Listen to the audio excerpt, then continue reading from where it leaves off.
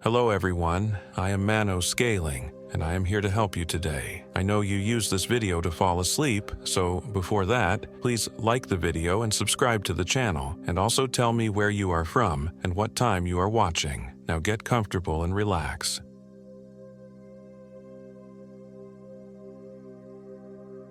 My name is Daniel Crawford, and I am 34 years old. This happened in October 2023. The breaking point came on a Tuesday. I remember because it was the day after my performance review, the one where my boss had looked me dead in the eyes and said, "You're just not connecting with the team, Dan." 3 years at Midwest Financial, and all I had to show for it was a studio apartment in Indianapolis with walls thin enough to hear my neighbors arguing about their cat's diet. I needed to breathe, to think, to escape. By Friday, I had rented a cabin in Yellowwood State Forest for a week-long solo trip. My therapist had been encouraging me to reconnect with myself, whatever that meant. A forest seemed as good a place as any to try. Yellowwood State Forest lies about 20 miles east of Bloomington, a sprawling 23,000-acre expanse of hardwood forest nestled in Brown County. I'd read that the area was named for the yellowwood trees that once grew abundantly there, though they've become increasingly rare. Something about that resonated with me, a species slowly vanishing, becoming a ghost in its own home. The drive from Indianapolis took just under 2 hours. As I traveled south, the urban sprawl gave way to rolling hills and thick forests painted in autumn's full glory. By the time I turned onto the unpaved access road that led to my cabin, my phone had already lost signal. Perfect. The rental cabin was more rustic than the pictures suggested. A small, weathered structure with a sagging porch and windows that looked like they hadn't been cleaned since the Clinton administration. Inside was sparse but functional. A wood stove, a kitchenette with a propane camp stove, a bathroom with a shower that only ran cold, and a loft with a queen mattress on the floor. The property manager, a gruff man named Harlan who smelled faintly of cigarettes and pine tar, had met me with the key and a warning. "Stay on the marked trails if you go hiking," he'd said, not quite meeting my eyes. "People get turned around out here. Forest changes after dark." I'd nodded politely, chalking it up to local color. Every small town has its superstitions. "And if you hear anything at night," he'd added as he was leaving, "anything at all, just stay inside. Probably just coyotes, but no sense taking chances." After unpacking my supplies, enough food for a week, clothes, my camera, and a few books, I settled onto the porch with a cup of coffee to watch the sunset filter through the trees. The solitude felt good, like removing a too tight shoe. No emails, no forced office banter, no performance metrics, just the sound of leaves rustling in the breeze and birds calling to each other as dusk approached. That first night, I slept better than I had in months. Morning brought a perfect fall day. Crisp air, clear sky, the forest floor a tapestry of red and gold leaves. After a simple breakfast, I consulted the trail map Harlan had left and chose a path that led to something called Scarce Ofat Ridge, a name that made me smile. The trail was marked as moderate difficulty, a 6-mile loop that would take most of the day at a leisurely pace. The first 2 hours of hiking were uneventful but beautiful. The trail wound through stands of maple, oak, and beech trees, occasionally opening to reveal vistas of the surrounding hills. I took dozens of photos, captivated by how the sunlight filtered through the canopy. Around noon, I stopped at a fallen log to eat the sandwich I'd packed. That was when I first noticed something odd. The forest had gone silent. No birdsong, no squirrels chattering, not even the buzz of insects, just a heavy, watchful silence. I scanned the trees, wondering if a predator was nearby, maybe a coyote or a bobcat. The woods revealed nothing obvious, but I couldn't shake the feeling of being observed. I packed up quickly and continued hiking, telling myself I was being paranoid. About a mile later, the trail began to climb steeply toward the ridge. The path narrowed, forcing me to watch my footing carefully. I was breathing hard, focused on the ground, when I rounded a bend and nearly collided with a tree that had fallen across the trail. Except it wasn't a tree. It was a man. He was tall and rail-thin, dressed in dirty jeans and a flannel shirt that hung from his frame.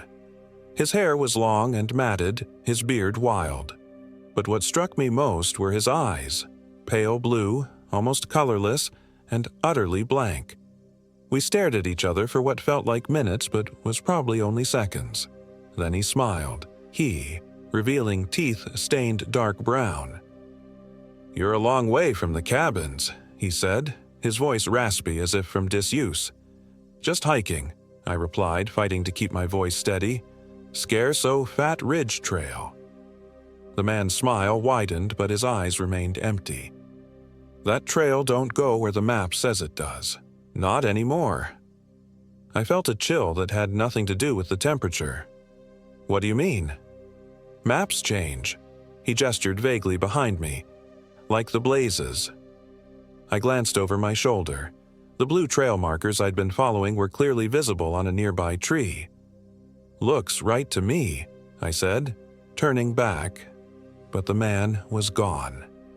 I stood frozen, ears straining for any sound of movement in the underbrush. Nothing.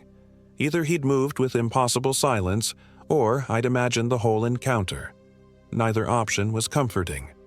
Shaken, I considered turning back, but my stubborn pride wouldn't let me. Instead, I continued upward, now checking the trail blazes obsessively. They remained blue, clearly marked at regular intervals. The ridge, when I finally reached it, should have offered spectacular views.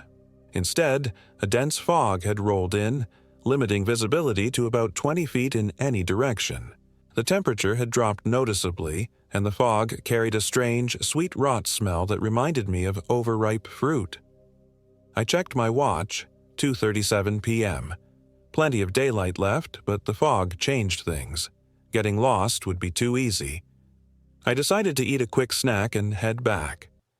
As I sat on a rock at the ridge's edge, munching a granola bar, I heard what sounded like singing. A woman's voice, distant but clear, singing a melody that raised the hair on my arms. I couldn't make out the words, but the tune was haunting, almost hypnotic. "Hello?" I called, my voice swallowed by the fog. "Is someone there?" The singing stopped immediately. I packed up and started back down the trail, moving faster than was probably safe on the steep, slippery terrain. Several times I lost my footing, once sliding several feet on my backside before catching myself on a sapling. An hour into my descent, I realized I should have reached the split in the trail where I'd originally started the climb. I stopped, breathing hard, and checked the map again. According to it, I should have been well past the ridge by now, approaching the final leg back to the cabin area. I looked up at the next trail blaze and felt my stomach drop. It was red.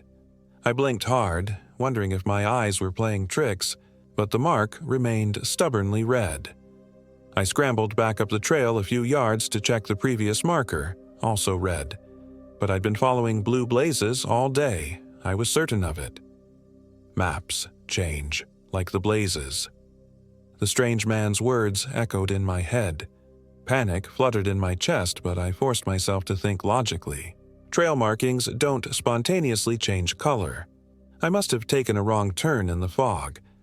I pulled out my phone, hoping against hope for a signal to use GPS, but the screen showed only no service. I decided to continue downhill, reasoning that all trails eventually led somewhere, and at least I'd be heading out of the hills.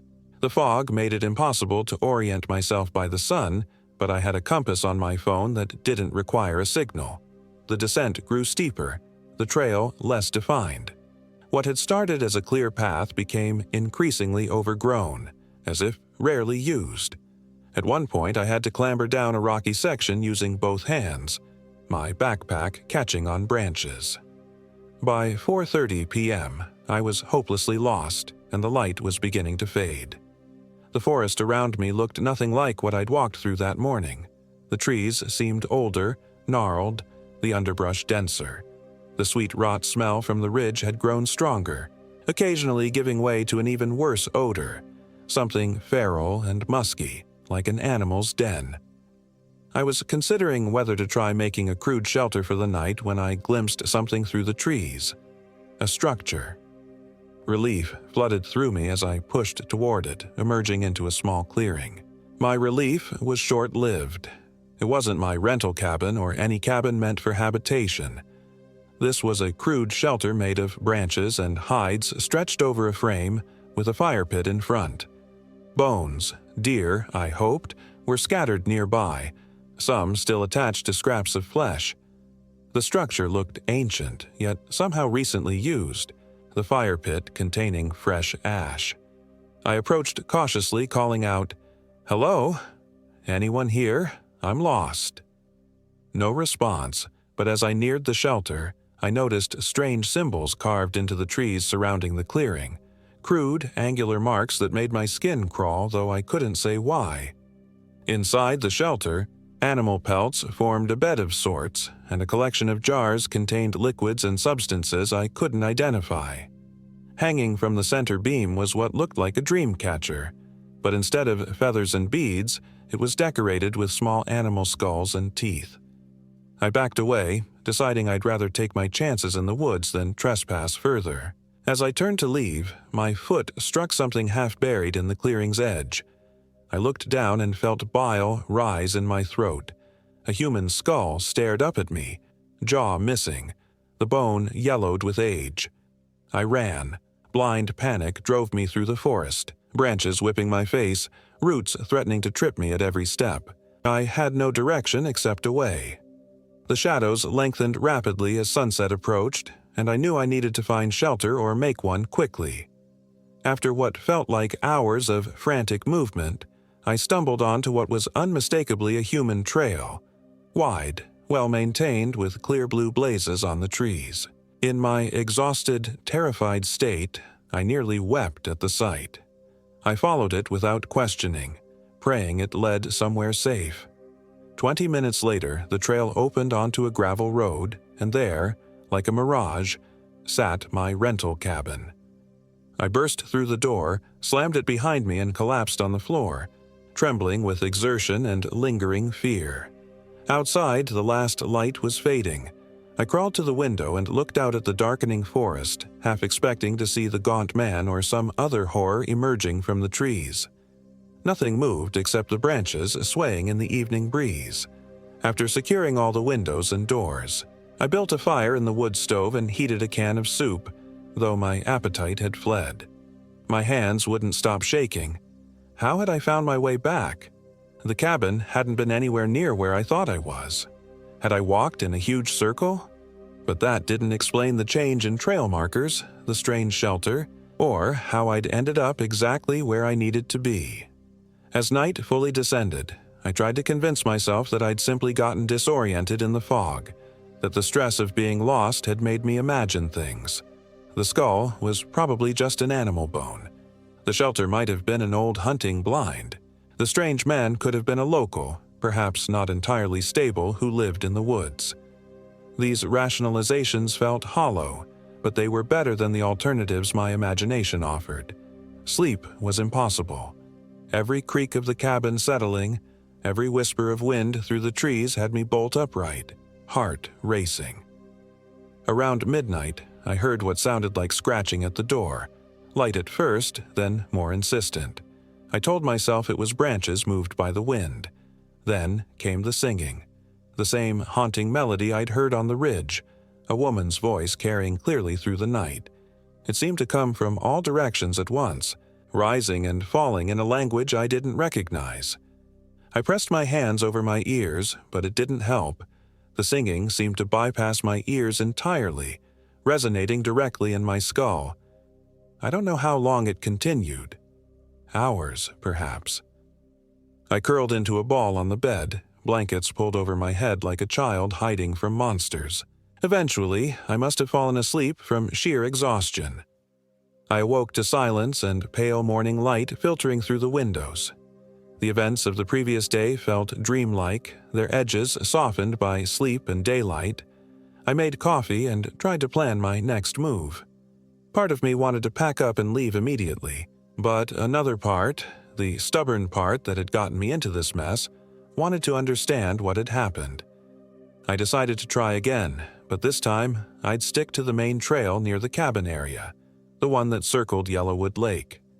It was popular with day hikers according to the brochure, which meant other people would likely be around. Safety in numbers. Before leaving, I used my phone to take pictures of the trail map, ensuring I had reference points even if I somehow lost the physical copy. I packed extra water, food, a flashlight, and a whistle. Basic precautions I should have taken the day before.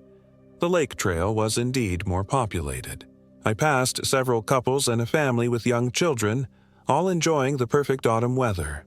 Their presence was reassuring, and my confidence grew with each normal, uneventful minute that passed. About halfway around the lake, I came to a wooden observation deck that jutted out over the water. It was empty, so I walked to the railing, taking in the view of mountains reflected in the still surface.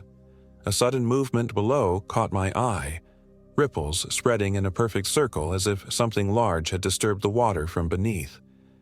I leaned further, trying to see what had caused it. The lake was reportedly stocked with bass and bluegill. Perhaps it had been a fish jumping. The ripples subsided, and for a moment the water was perfectly clear. Then a face appeared, just below the surface. A woman's face, pale as marble, her dark hair floating around her like seaweed. Her eyes were open, staring directly up at me. I recoiled from the railing, a shout trapped in my throat. When I forced myself to look again, the face was gone. Beautiful, isn't it? I spun around to find an elderly woman standing behind me. She was small, bird-like, with silver hair tied back in a neat bun and eyes that crinkled at the corners when she smiled. "The lake," she clarified, gesturing past me. "They say the Lenape considered it sacred." "Did you—" I hesitated, not wanting to sound crazy. "Did you see anything in the water just now?" Her smile remained fixed, but something shifted in her eyes. "What did you see, young man?" "Nothing," I said quickly. "A fish, maybe." She nodded slowly. Yellowwood has a way of showing people things. Things that are, things that were, things that might be. She stepped closer, her voice dropping. "You went hiking yesterday, didn't you? Alone?" My pulse quickened. "How did you know that?" "The forest told me," she said matter-of-factly. "It speaks to some of us. Always has." I fought the urge to back away from her. "Who are you?" "Martha Winslow. My family's lived on these lands since before they were state property." She reached into her pocket and pulled out what looked like a small bundle of dried herbs tied with red thread.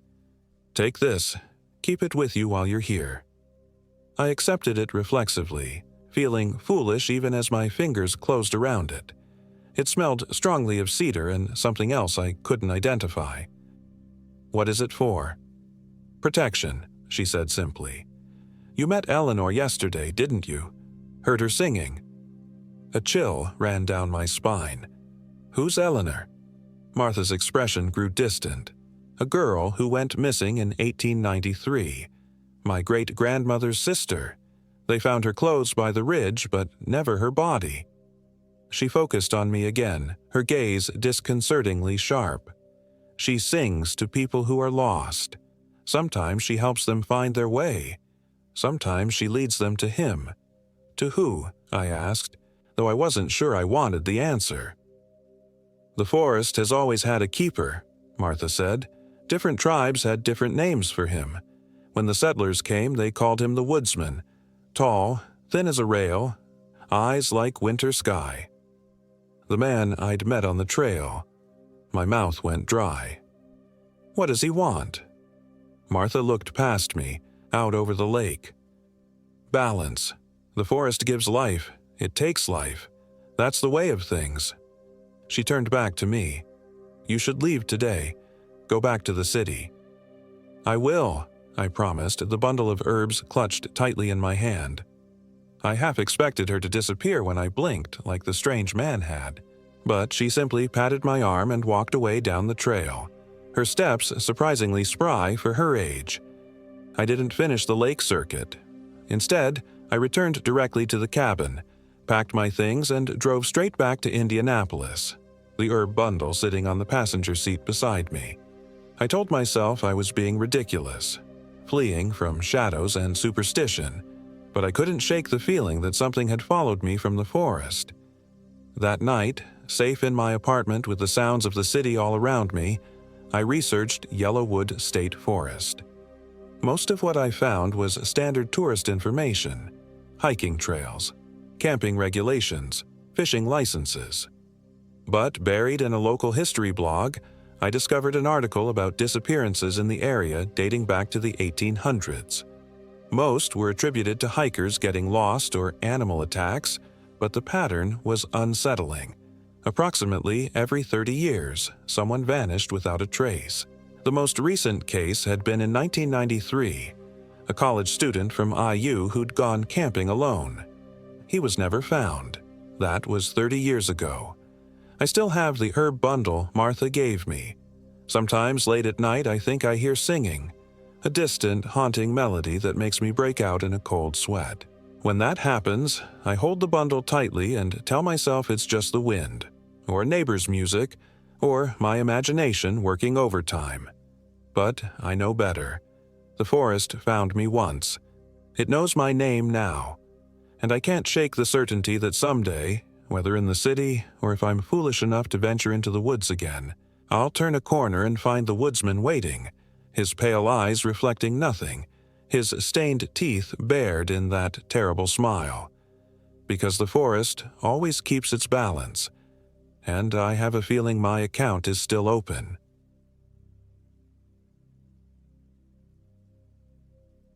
My name is Thomas Whitaker, and I am 34 years old.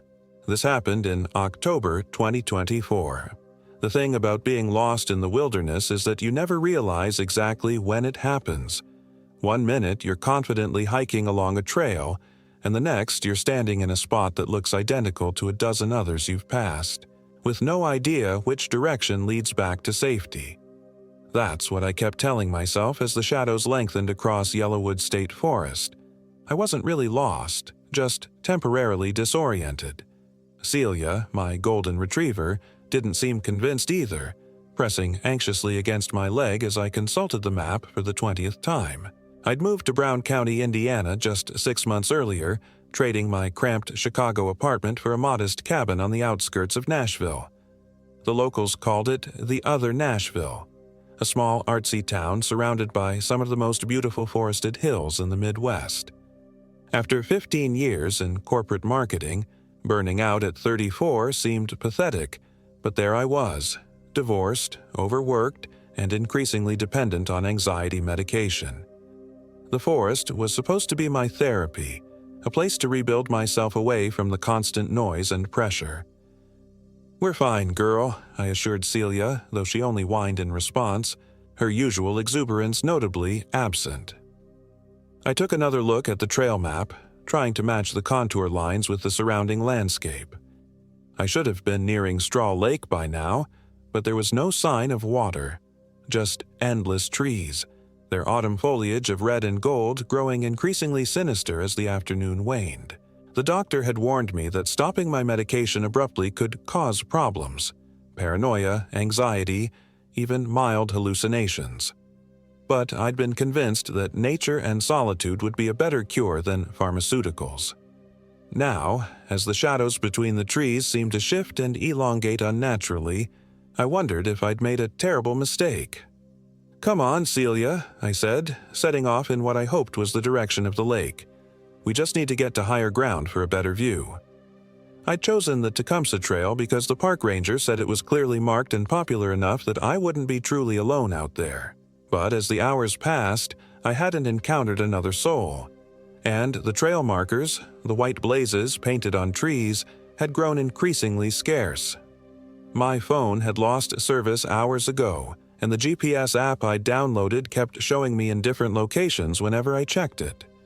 Digital glitches, I told myself. Technology was unreliable out here. That's why I'd brought a compass and paper map as backup. Except the compass needle had started spinning erratically an hour ago, and the map's landmarks no longer seemed to correspond to anything I could see. The sun was now noticeably lower, bleeding orange light through the forest canopy. I had maybe 2 hours of daylight left. I knew the smart move would be to find a safe spot and set up camp rather than risk hiking in the dark, but a growing sense of unease made the thought of spending the night here increasingly unbearable. "What do you think, Celia?" I asked, crouching beside my dog. She'd been my closest companion since the divorce 3 years ago, my witness to the slow collapse of my former life and my partner in building this new one. Usually, she loved our forest excursions, bounding ahead and returning with joyful abandon. Today, though, she stayed unnervingly close, her eyes constantly scanning the deepening shadows. A sharp crack echoed through the trees, the unmistakable sound of a branch breaking under weight. Celia's head snapped toward the noise, her hackles rising as a low growl rumbled in her throat. "Hello," I called out, my voice embarrassingly thin. "Is someone there?" Another crack, closer this time. Celia's growl intensified. "I'm just trying to find my way to Straw Lake," I continued, trying to project confidence. "If you could point me in the right direction." "You're nowhere near Straw Lake," a voice replied, so suddenly and closely that I stumbled backward. From between 2 massive oak trees, a figure emerged, a man in his 60s with a weathered face and a gray beard that reached the middle of his chest. He wore faded canvas pants and a flannel shirt beneath a heavy wool coat, despite the mild autumn weather. Over one shoulder he carried an ancient-looking rifle. "This here's Hemlock Hollow," he continued, eyeing me with open suspicion. "You're a good 4 miles east of where you think you are." "That's impossible," I said, pulling out my map again. "I've been following the trail markers." The old man's laugh was as dry as dead leaves. "Ain't no trail markers in Hemlock Hollow, not for 50 years at least." "But I saw white blazes," I insisted. "All day." "What you saw," he said, stepping closer, "and what's actually there ain't necessarily the same thing in these parts." He glanced down at Celia, who had stopped growling but remained rigid, her eyes never leaving the stranger. "Your dog knows it. You'd do well to listen to her." I felt a chill that had nothing to do with the cooling air. "I don't understand." "No, you wouldn't." He sighed heavily. "City folk never do until it's too late. Name's Elias Harmon. Got a cabin about half a mile from here. You'd best come with me before dark falls proper."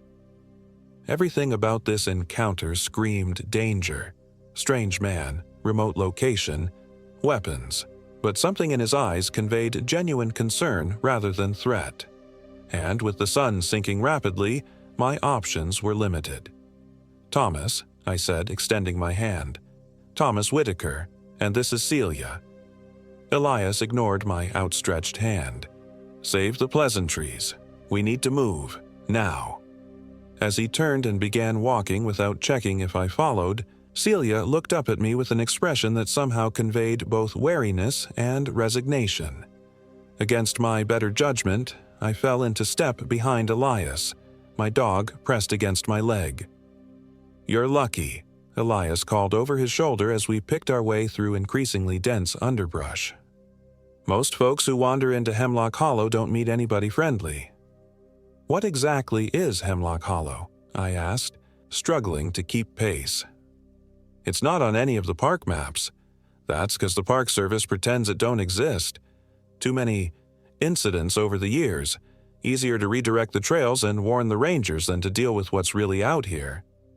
"And what is out here?" Elias stopped so abruptly that I nearly collided with him. He turned, fixing me with a gaze so intense it felt physical. "What's out here," he said quietly, "is something old, something that was here long before any park or trail or state line, something that don't much care for visitors." I might have laughed if not for the absolute conviction in his voice and the way Celia whimpered in response to his words. "You're talking about... what? A bear? Mountain lion?" I tried to sound rational despite the growing knot of fear in my stomach. "If only," Elias muttered, resuming his brisk pace. "Animals are honest. They kill for food or territory or protection. What haunts these woods kills for other reasons." The conversation died as we continued our trek, the forest growing darker by the minute. I noticed that Elias moved with purpose but also care, often stopping to listen or examine the ground. Once he abruptly changed our direction without explanation, leading us through a nearly impenetrable thicket that left my arms scratched and bleeding. When the cabin finally came into view, I nearly wept with relief. It was smaller than I'd imagined, little more than a one-room structure with a sloped roof and a stone chimney from which thin smoke curled. A rickety porch wrapped around two sides, cluttered with firewood, animal traps, and mason jars filled with substances I couldn't identify in the fading light. "Home, sweet home," Elias said without a trace of irony. "Not what you're used to, I expect, but it's kept me alive for 27 years. As we approached, I noticed strange symbols carved into the doorframe and windows, intricate patterns that seemed both ancient and purposeful. Celia sniffed at them curiously but showed no sign of alarm. "Protection," Elias explained, catching my stare. "Won't keep everything out, but it helps." The interior of the cabin was surprisingly neat and organized. A wood stove occupied one corner, its heat making the single room almost uncomfortably warm. A narrow bed sat against the far wall, with shelves above it holding books whose spines were too worn to read from a distance. The center of the room was dominated by a heavy wooden table covered with maps, jars of dried plants, and what looked like animal bones arranged in specific patterns. "Sit," Elias instructed, pointing to one of two chairs beside the stove. "Your dog can stay, too, long as she's clean." I sank gratefully into the chair, exhaustion suddenly overwhelming me. Celia curled at my feet, resting her head on my boots but remaining alert, her eyes tracking Elias as he moved around the cabin. "You're probably wondering why I live out here," he said, setting a cast-iron kettle on the stove. "The thought crossed my mind," I admitted, "especially given what you said about whatever's in these woods." Elias's hands stilled for a moment. "My granddaughter went missing here 30 years ago. Emma, she was 8. The blunt statement hung in the air between us. "I'm so sorry," I said eventually. "Did they ever find her?"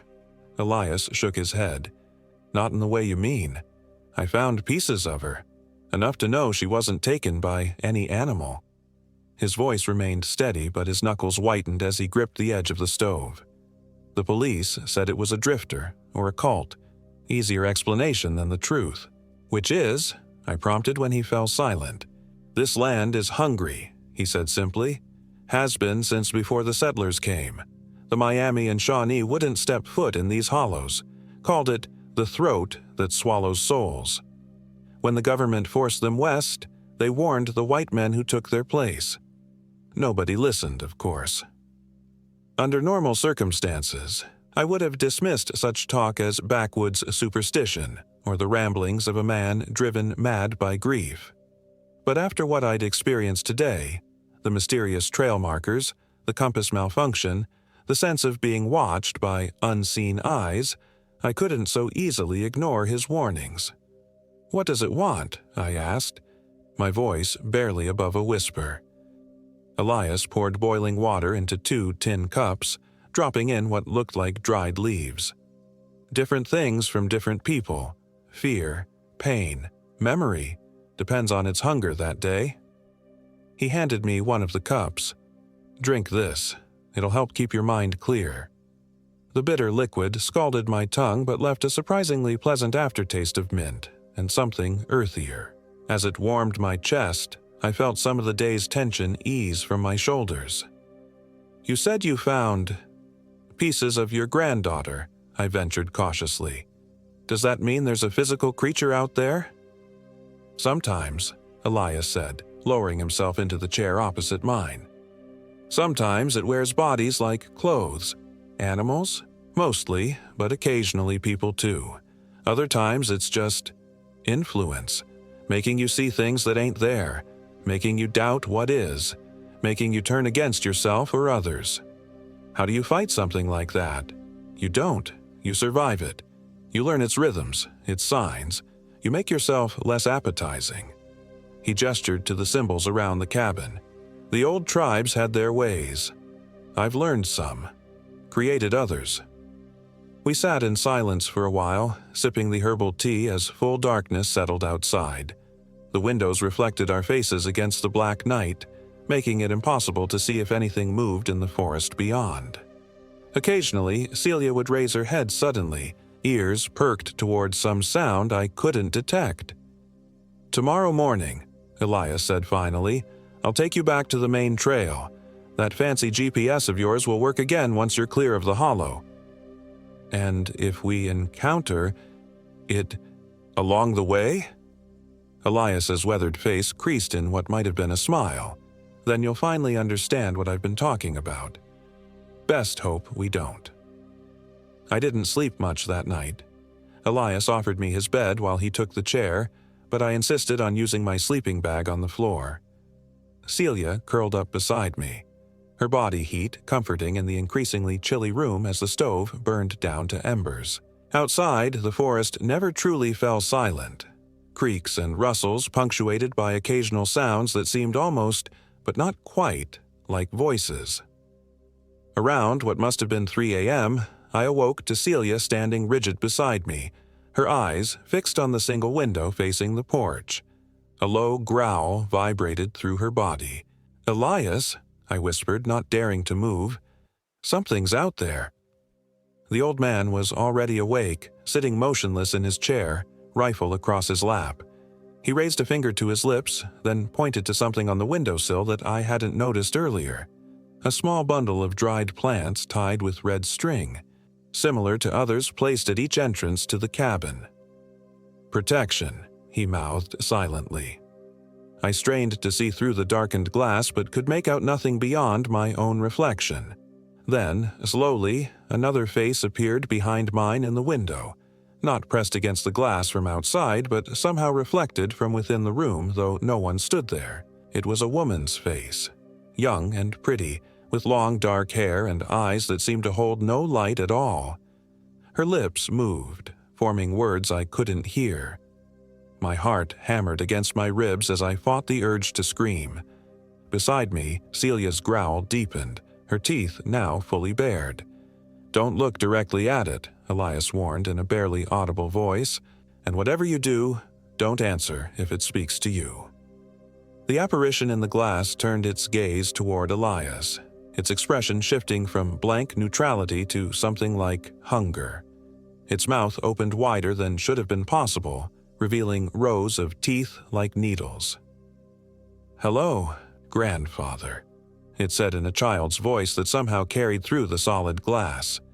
"Won't you let me in? I'm so cold out here." Elias's breathing became ragged, but he made no move toward the window.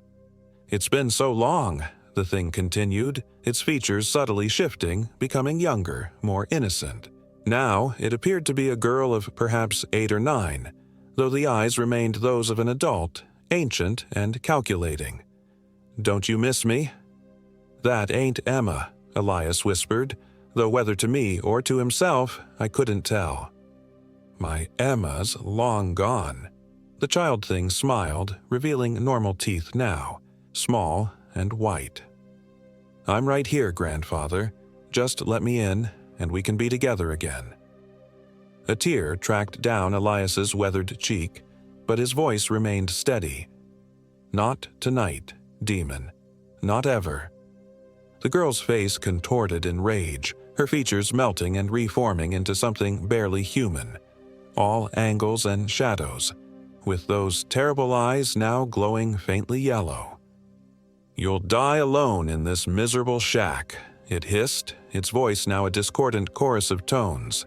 "And your soul will feed us just like the girls did, just like this stranger's will."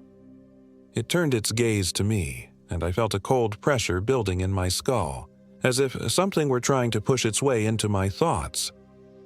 "Thomas," it whispered, its voice suddenly intimate, familiar, "I know why you came to the forest.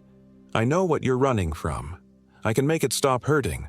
All your failures, your inadequacies, the reasons she left you, I can take them away." I felt my body leaning toward the window involuntarily, drawn by something inexorable. The thing's promises wrapped around my mind like tendrils, soothing and persuasive. Yes, it could help me. It understood me as no one ever had. A sharp pain in my ankle broke the spell. Celia, nipping at me with uncharacteristic aggression. I fell backward onto my sleeping bag, the connection severed. The face in the window twisted in frustration, then vanished as suddenly as it had appeared. In its place, pressed against the glass from the outside, was something else entirely. A deer, but wrong somehow.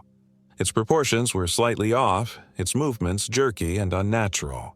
Most disturbing were its eyes, the same lightless voids that had gazed out from the human face moments before.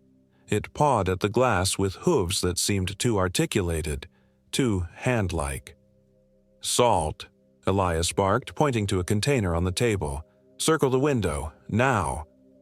I scrambled to obey, nearly spilling the coarse salt in my haste. The deer thing watched my movements with calculated intelligence, its head cocked at an impossible angle.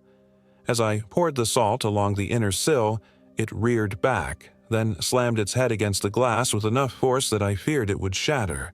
The window held, but a thin crack appeared across its surface. "It's never been this bold," Elias muttered, raising his rifle. "Never attacked the cabin directly." Outside, the deer thing retreated a few steps, then charged again. Another crack appeared in the glass, wider this time. "Will that hold?" I asked, backing away from the window. "Not for long," Elias admitted. "Get your things. We need to leave." "Leave? Into the forest? With that thing out there?" "That thing is coming in here no matter what," Elias snapped. "At least in the forest we have a chance to reach sanctified ground before dawn." I didn't waste time arguing. I shoved my few belongings into my backpack while Elias gathered supplies with the efficiency of long practice. Ammunition, jars of salt, bundles of herbs, a leather pouch whose contents rattled like bones. Celia remained by the window, her focus unwavering as the deer thing continued its assault, the glass now webbed with cracks. "Out the back," Elias directed, slinging his pack over one shoulder. "Stay close. Move fast. Don't look back." We slipped through the rear door into the moonless night. The air felt thick and strangely warm for October, carrying the scent of rotting vegetation and something metallic, like old blood. I couldn't see more than a few feet ahead, but Elias moved with confidence, leading us away from the cabin along what might have been a game trail. Behind us, the sound of shattering glass cut through the forest silence, followed by something between a deer's bleat and a human scream of triumph. Celia whimpered but kept pace as we half ran, half stumbled through the underbrush. "Where are we going?" I gasped after several minutes of flight. "Old church ruins," Elias replied without slowing. "About 2 miles. Consecrated ground. It can't follow us there." "What about after that?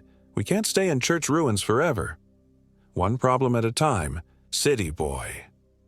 The forest grew denser as we continued, the trees pressing closer together, their branches seeming to reach for us as we passed.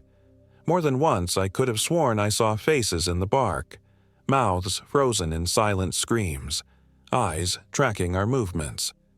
The ground beneath our feet became increasingly treacherous, riddled with roots that seemed to shift position between one step and the next. "It's trying to slow us down," Elias explained as I stumbled for the 3rd time. "Changing the landscape. Stay focused on what's directly in front of you." We had been moving for perhaps half an hour when the forest fell suddenly, unnaturally silent. Even our footfalls and labored breathing seemed muted, as if absorbed by the darkness itself. Celia stopped abruptly, her body rigid with alertness. "What is it, girl?" I whispered, crouching beside her. Her eyes were fixed on something among the trees to our left. At first, I saw nothing. Then, a subtle movement caught my attention. A shadow detaching itself from a larger patch of darkness. Then another. And another. "Elias," I hissed. "We're not alone." The old man already had his rifle raised. "Keep moving," he ordered. "Don't run. They're drawn to fear." "They? How many are there?" "Too many." As my eyes adjusted, I could make out more details of our observers, a dozen or more figures lurking among the trees. Some appeared human in basic shape, while others moved on all fours or slithered across the ground. All were composed of deeper darkness than their surroundings, as if they absorbed what little light the night offered. "What are they?" I breathed. "Fragments," Elias said grimly. "Pieces of those it's taken over the years. Not the souls, those it consumes completely. These are just leftovers, memories of pain given form." One of the figures, human-shaped but with proportions that hurt my eyes to focus on, took a step toward us. Then another. Soon they were all advancing slowly, converging from all sides. "The church," Elias said, his voice tight with urgency. "We have to run for it. When I say now, go straight ahead as fast as you can. Don't stop for anything." I readied myself, gripping Celia's collar to ensure she stayed with me. The shadow figures had nearly encircled us, their movements becoming more agitated as they closed in.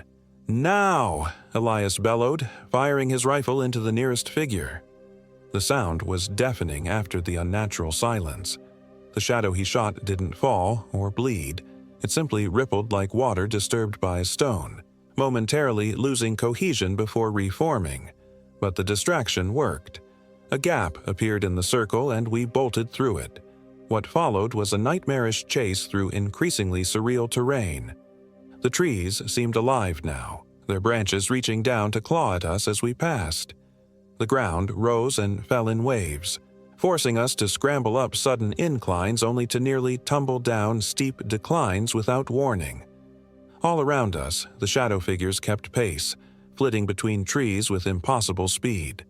Elias fired twice more, each shot buying us precious seconds of advance. Celia ran beside me, occasionally snarling back at our pursuers but never slowing.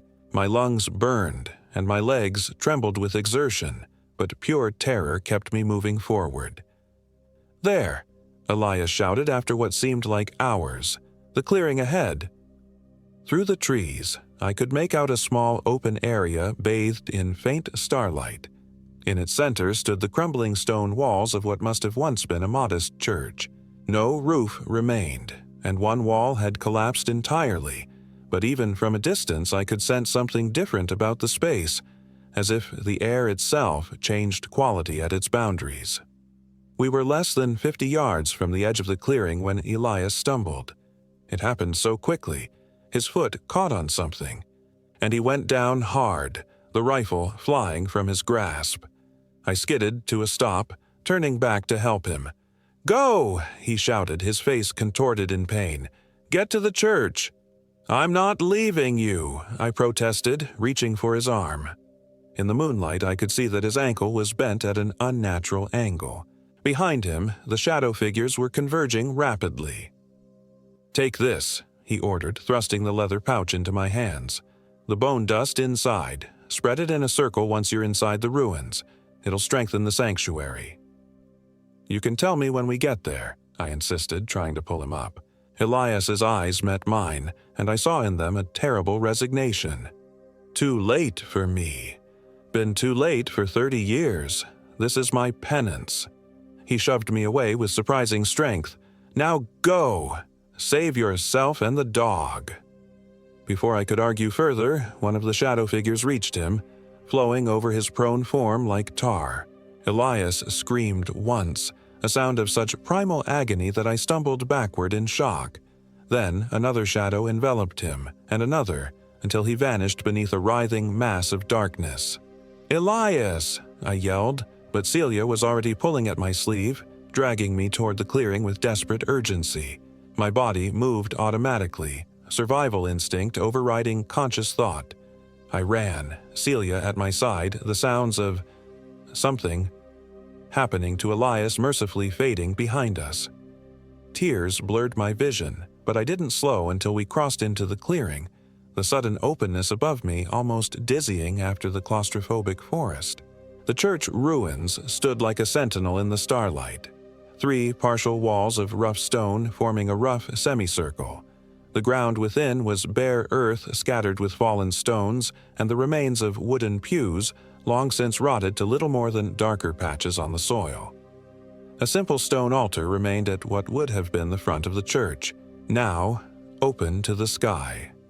I stumbled through the gap where the fourth wall should have been, collapsing against the inner surface of the most intact wall.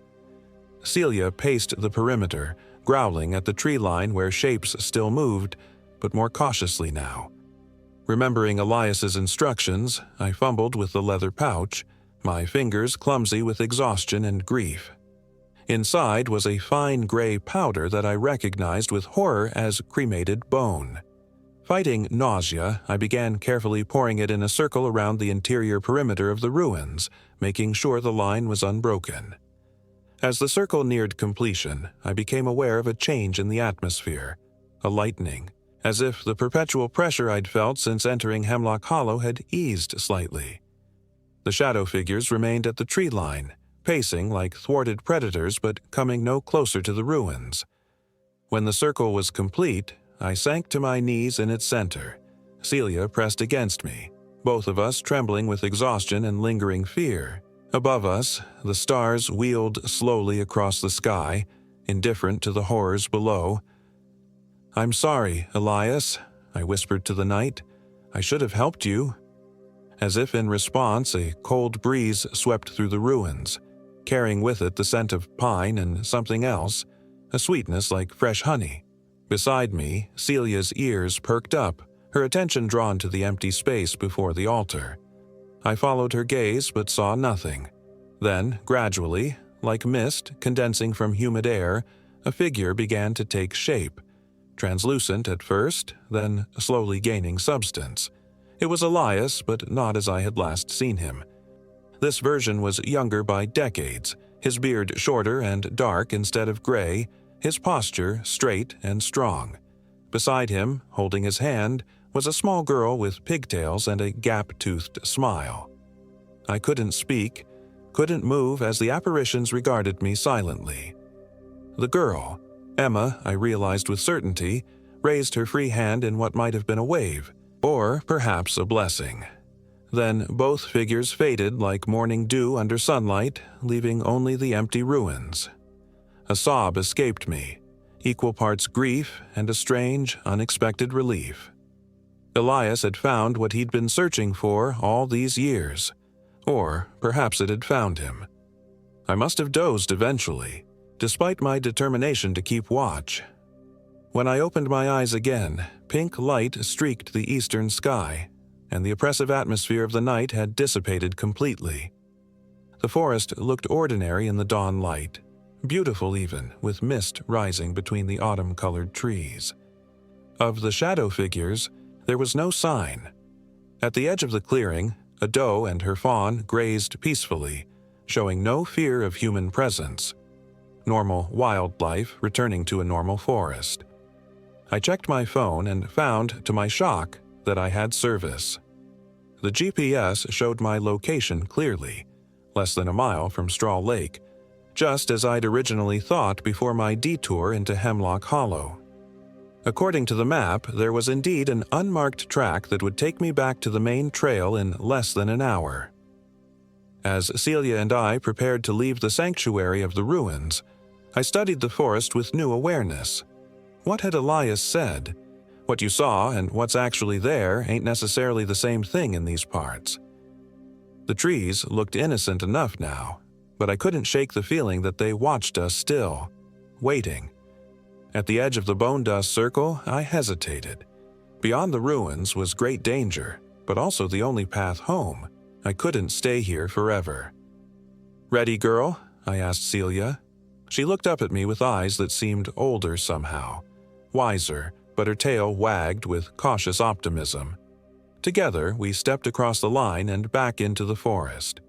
The path was clear in the morning light, showing no signs of the supernatural obstacles that had tormented us during the night chase. Birds sang in the canopy above, and squirrels chattered indignantly as we passed their trees. I kept expecting disaster with every step. The ground to open beneath us, the shadow figures to emerge from hiding, some new horror to bar our way. but nothing happened. We walked unmolested through increasingly familiar terrain until we reached the main trail, its white blazes exactly where they should be. 3 hours later, we arrived at the ranger station near the park entrance. The young woman behind the counter looked up from her computer as we entered, her eyes widening at our disheveled appearance. "Are you okay, sir?" she asked, already reaching for the first aid kit on the wall behind her. "Do you need medical assistance?" I must have looked a sight, clothes torn, face scratched, eyes wild with exhaustion and lingering fear. Celia wasn't much better, her golden fur matted with burrs and mud. "I'm fine," I assured her. "Just got a little lost yesterday. Had to spend the night in the woods." "You should always let someone know your hiking plans," she admonished gently. "These forests can be tricky, especially for folks not familiar with the area." "I met someone out there," I said, suddenly needing to know. "An older man named Elias Harmon. Do you know him?" The ranger's expression shifted subtly. "Where exactly did you say you spent the night?" "A place called Hemlock Hollow. There were ruins of an old church." She was silent for a long moment, her eyes darting to her colleague at the other end of the room, then back to me. "Sir, there's no place called Hemlock Hollow on our maps," she said carefully. "And the only church ruins in Brown County are at the Pioneer Village Museum." "But I was there," I insisted. "And Elias—" "There was an Elias Harmon," her colleague interjected, stepping closer. He was older, perhaps in his 50s, with the weathered look of someone who had spent a lifetime outdoors. But he disappeared 30 years ago while searching for his missing granddaughter. They found his cabin empty a week after he was reported missing. Some say he just walked into the forest one day and never walked out. A chill ran up my spine. "That's impossible. I spoke with him. He saved my life." The older ranger studied me with an unreadable expression. "Sir, with all due respect, you were lost and scared in unfamiliar woods. The mind plays tricks under those conditions." I wanted to argue, to convince them that what I had experienced was real, but the rational part of my brain, the part shaped by 34 years in a world where shadows stayed shadows and trees were just trees, was already constructing alternative explanations. Stress, exhaustion, the after effects of stopping my medication too abruptly, sleep deprivation, hallucinations. "You're probably right," I conceded finally. "Is there somewhere I can clean up before I drive home?" They directed me to facilities where Celia and I could wash away the physical evidence of our ordeal, if not the memories. As I scrubbed mud from my hands, I caught sight of something clutched in my left palm. A small bundle of dried herbs tied with red string, a protection charm, identical to those I had seen in Elias's cabin. My rational explanations faltered. This was tangible, real, not something my mind could have conjured from nothing. When we finally returned to my cabin later that day, I sat on the porch watching the sun set over the distant ridgeline of Yellowwood State Forest. Celia lay at my feet, occasionally lifting her head to scan the tree line at the edge of my property, her vigilance a reflection of my own lingering unease. I thought about Elias and Emma, about shadow figures and deer with human eyes. I thought about boundary places where what you see and what exists aren't necessarily the same thing. Mostly, I thought about hunger, not just of supernatural entities, but of humans too. Hunger for meaning, for connection, for understanding in a world increasingly stripped of mystery. The next morning, I began carving protection symbols into my doorframe, using Elias's charm as a guide.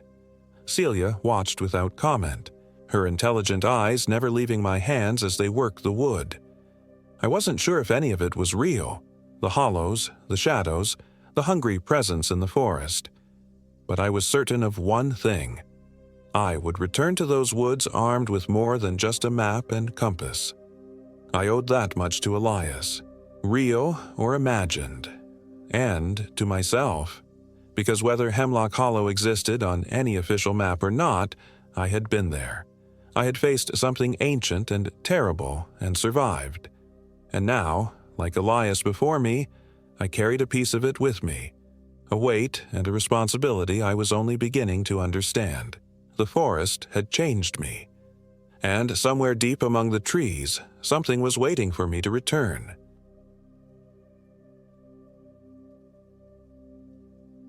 My name is Daniel Harmon, and I am 34 years old. This happened in October 2023. The first snow of the season dusted the trees of Yellowwood State Forest as I pulled into the nearly empty parking lot.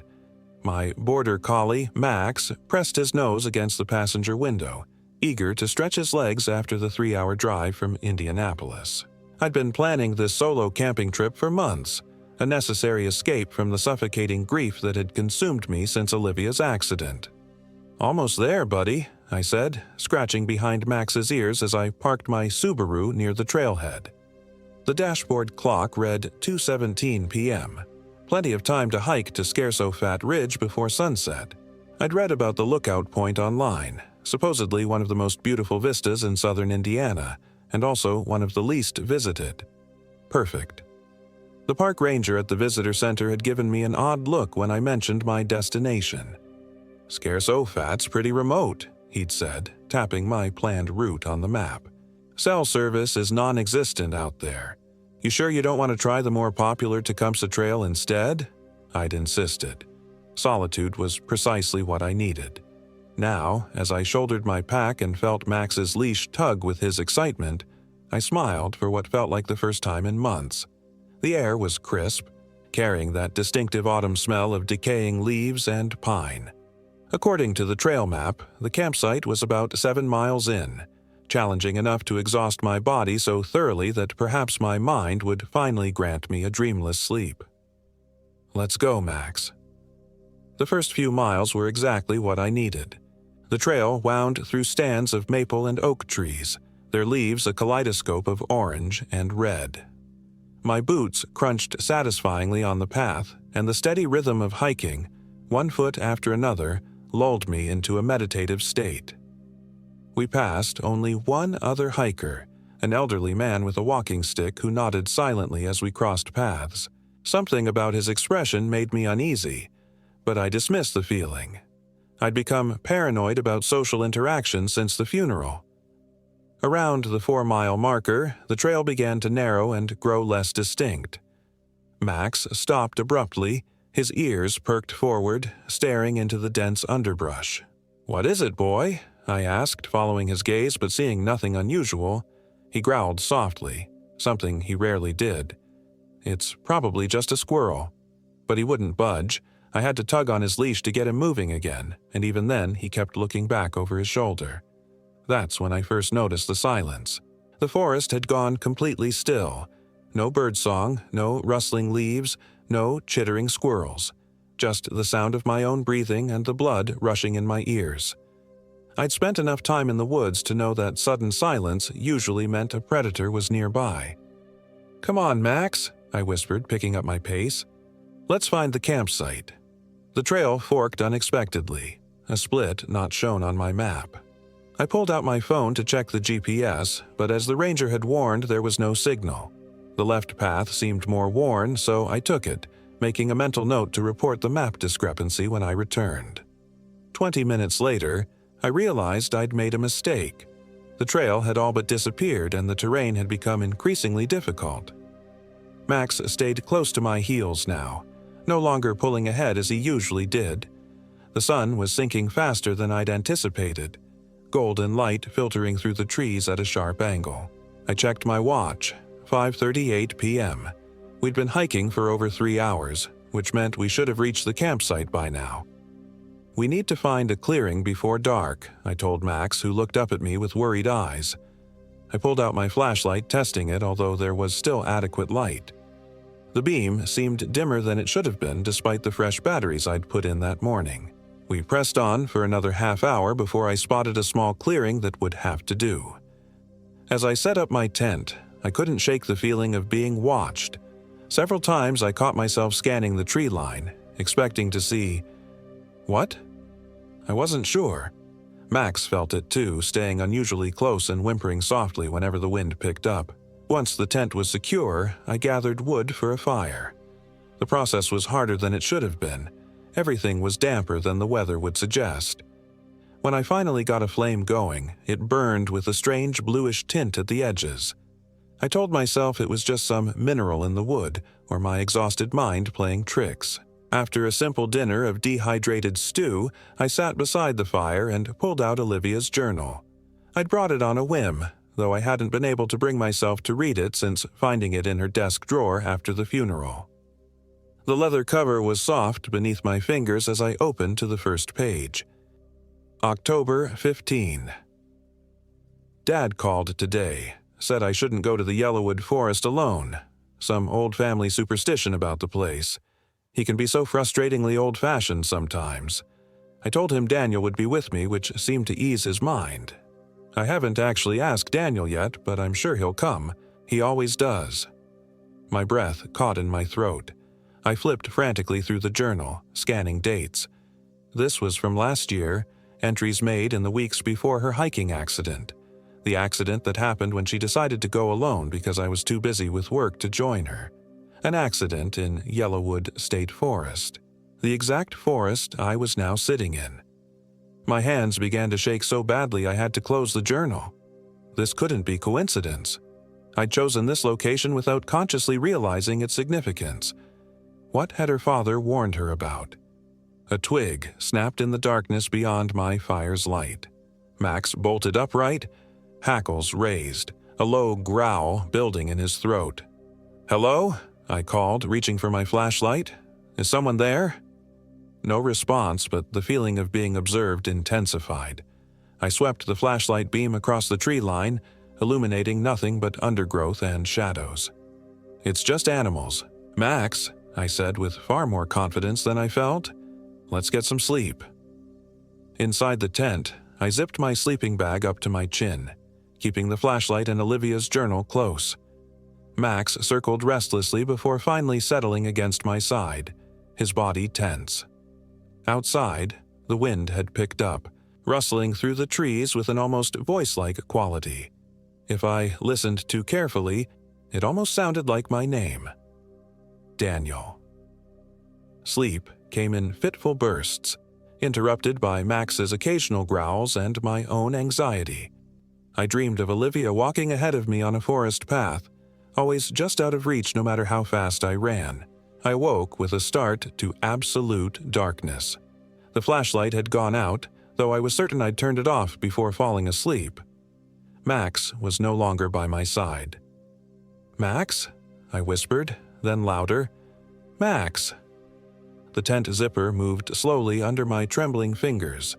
Outside, the fire had died to embers that cast a dull red glow over the clearing. Of Max, there was no sign. "Max!" I called again, fear making my voice crack. I fumbled with the flashlight, hitting it against my palm until it flickered weakly to life. The beam seemed to be swallowed by the darkness just a few feet ahead. A rustling came from the trees to my left. I swung the light toward the sound. 2 reflective eyes stared back at me. "Max! Here, boy!" The eyes blinked and moved forward. Relief flooded through me as a canine form emerged from the underbrush, but it evaporated instantly. This wasn't Max. It was too large, its proportions wrong. A wolf? But wolves had been extinct in Indiana for more than a century. The creature stepped fully into the clearing and my blood turned to ice. It had Max's markings, the distinctive black and white pattern of his fur, but its body was distorted, legs too long, snout elongated. And its eyes. They weren't animal eyes at all. They were human, familiar. They were Olivia's eyes. I stumbled backward, tripping over a root and landing hard. The creature, the thing that wore some twisted version of my dog's appearance, tilted its head as if confused by my reaction. It took another step forward. "Stay back," I warned, voice shaking as I scrambled to my feet. It opened its mouth, revealing rows of needle-like teeth. Then it spoke, in a voice that was part growl, part Olivia's soft alto. "Daniel, why didn't you come with me?"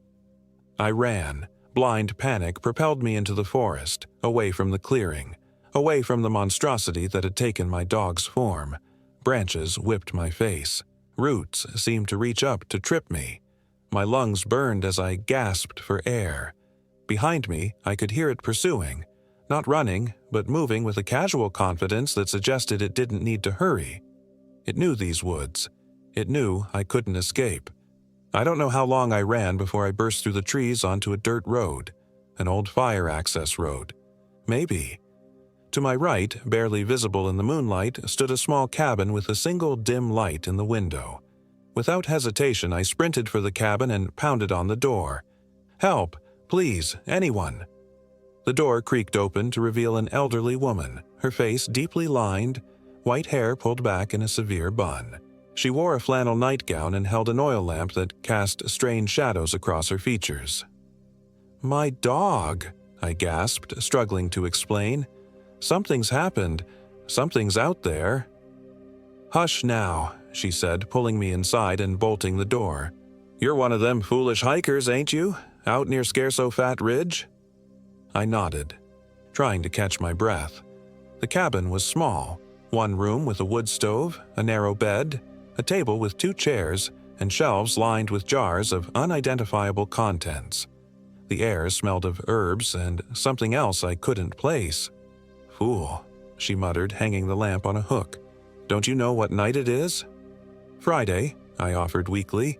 "It's October 31st, All Hallows' Eve." She stared at me as if this should mean something significant. "The night when the ridge belongs to Mabel Lorne." "Who?"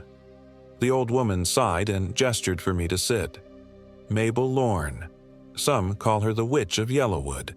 Story goes back to the 1870s. She lived alone in these woods, knew the ways of plants and healing. Folks in Jackson County would seek her out when doctors couldn't help, but they feared her too." I sank into the chair, glancing nervously at the window. "What happened to her?" Winter of 1879 was brutal. Food was scarce. A group of men from town went hunting up near what they now call Scarso-Fat Ridge, found nothing for days, then came upon a deer. Shot it, but it ran. They tracked it to Mabel's cabin, found her nursing its wounds. The old woman's eyes took on a faraway look. They convinced themselves she was a witch, that she'd used magic to hide the game animals, that she was the reason their families were starving. They dragged her from her home in the night, hanged her from a sycamore tree on the ridge. I shivered.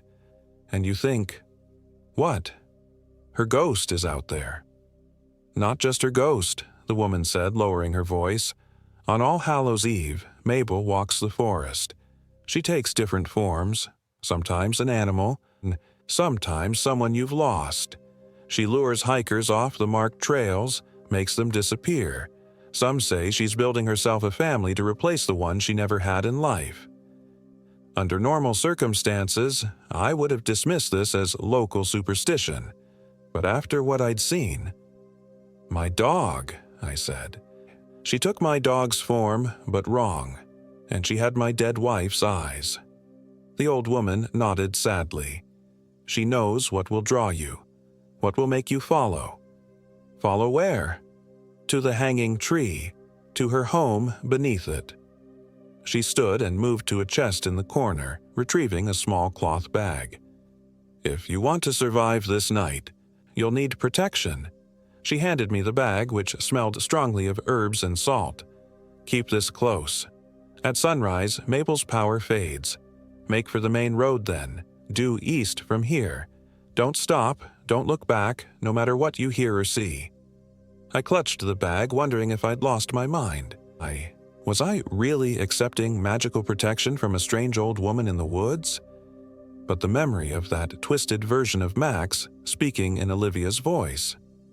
Who are you? I asked suddenly. Why do you live out here if you know about this witch? A sad smile crossed her weathered face. Someone has to warn the fools who don't heed the signs. Someone has to offer shelter when Mabel walks. I'm Agnes Reed. Mabel was my great-great-aunt. Before I could process this revelation, a howl split the night. Not a wolf's cry, but something that started as animal and twisted into an almost human scream. She's found you, Agnes whispered. The protection only works if she hasn't marked you yet. Has she touched you? Spoken your name? I thought of the wind in the trees earlier, the whisper that sounded like my name. I think she may have said my name. Agnes's face fell. Then you can't stay here. She'll break down my door to get to you, and I can't stop her.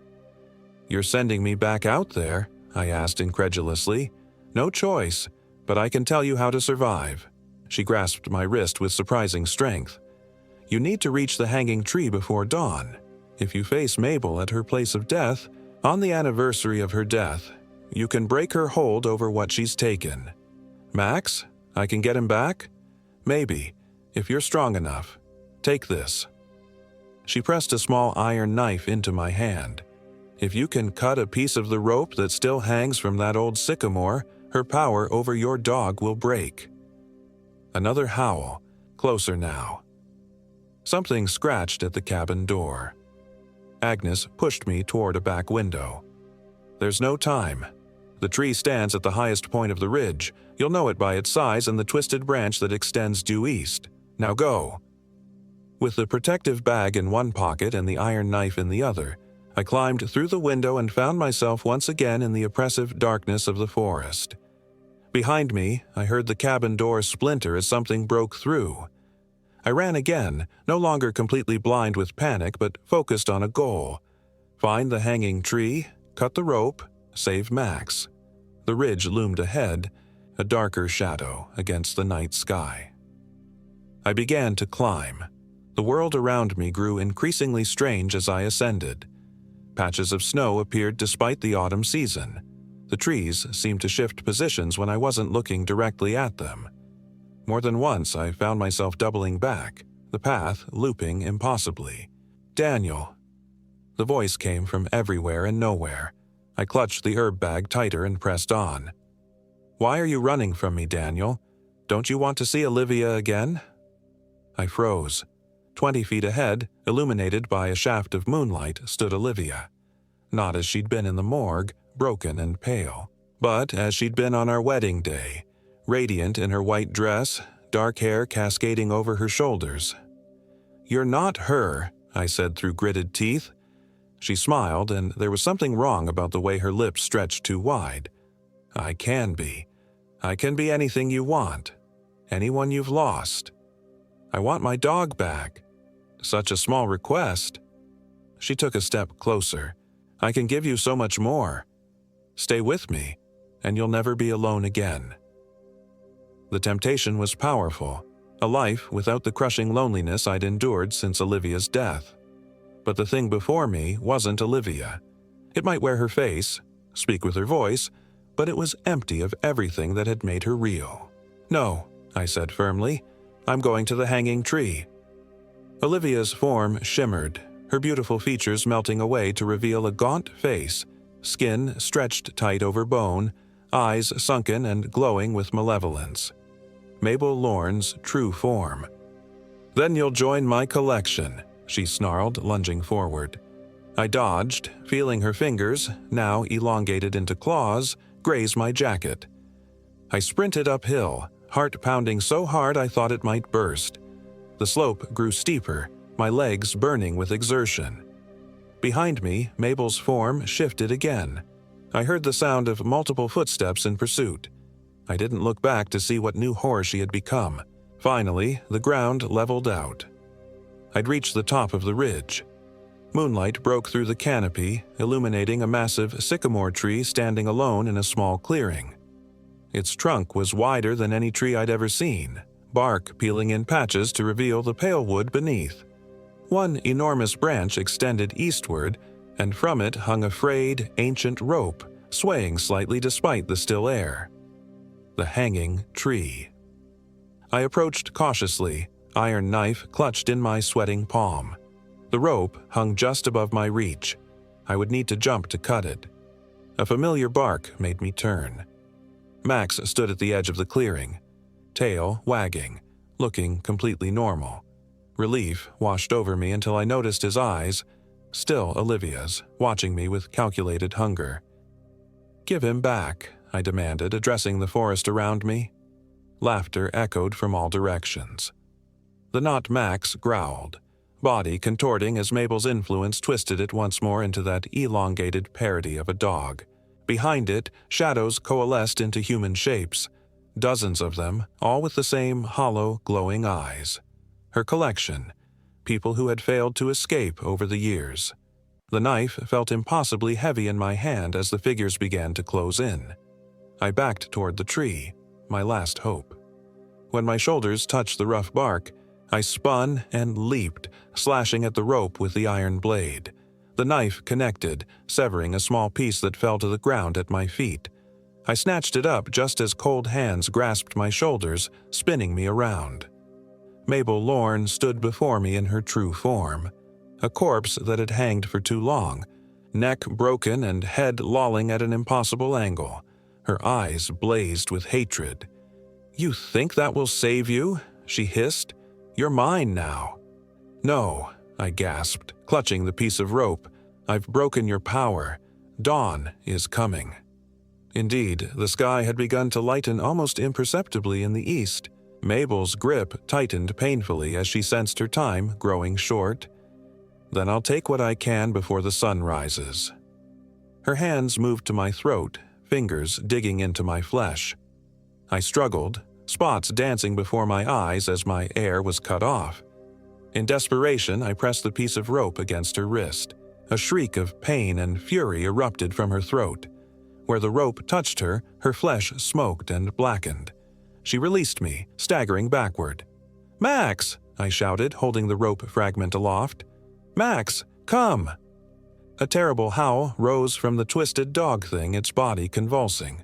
For a moment it seemed torn between two forms, the monstrous creation of Mabel's magic and the loyal border collie I'd raised from a puppy.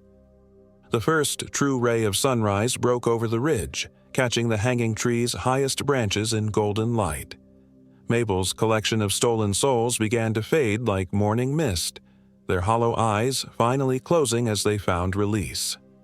Mabel herself seemed to burn from within, her form growing transparent as the light strengthened. She reached for me one last time, fingers curling into claws inches from my face before she dissolved completely. In the sudden silence, I heard a familiar whimper. Max, my real Max, lay on the ground where the monster had been, shivering but whole. I fell to my knees beside him, gathering his warm, solid body in my arms. He licked my face frantically, tail thumping against the forest floor. We stayed that way for a long time as the sun climbed higher, transforming the terrifying landscape of night into an ordinary autumn forest. Eventually, I stood on shaky legs. "Let's go home, buddy." With the rope fragment still clutched in my hand and Max pressed against my side, I began the long walk back toward civilization. As we descended from Scarso-Fat Ridge, I caught a glimpse of a small cabin through the trees. But when I changed direction to thank Agnes, the structure seemed to recede, always remaining just out of reach. After what seemed like hours, we emerged onto a marked trail, and by mid-afternoon, we reached the ranger station. The same ranger who had warned me away from the ridge looked up in surprise as we entered. "You made it back," he said, sounding genuinely astonished. "Most folks who camp out near Scarso-Fat on Halloween night aren't so lucky." I might have imagined the knowing look in his eyes, but I didn't ask. Some questions are better left unanswered. That night, safe in a motel room with Max snoring at the foot of the bed, I finally opened Olivia's journal again, turning to the last entry she'd made before her fatal hike. October 29th. Daniel can't come with me after all. Work, always work. I'm going anyway. Dad will be furious when he finds out I'm going alone, especially to Yellowwood. But I need to see the hanging tree for myself. There's something about Aunt Mabel's story that doesn't add up. Agnes knows more than she's telling us. Maybe if I bring back a piece of the rope, we can finally break this family curse. I closed the journal, my hands trembling. The piece of rope in my pocket seemed to pulse with an otherworldly energy. I knew with sudden clarity that I needed to return it to Agnes, the only one who could truly put it to rest. But that would be a journey for another day. For now, I was content to be alive, to have Max back, and to finally understand what had really happened to Olivia. She hadn't been killed in a simple hiking accident. She had encountered Mabel Lorne, just as I had. But unlike me, she hadn't escaped. As I drifted toward sleep, I could have sworn I heard Olivia's voice.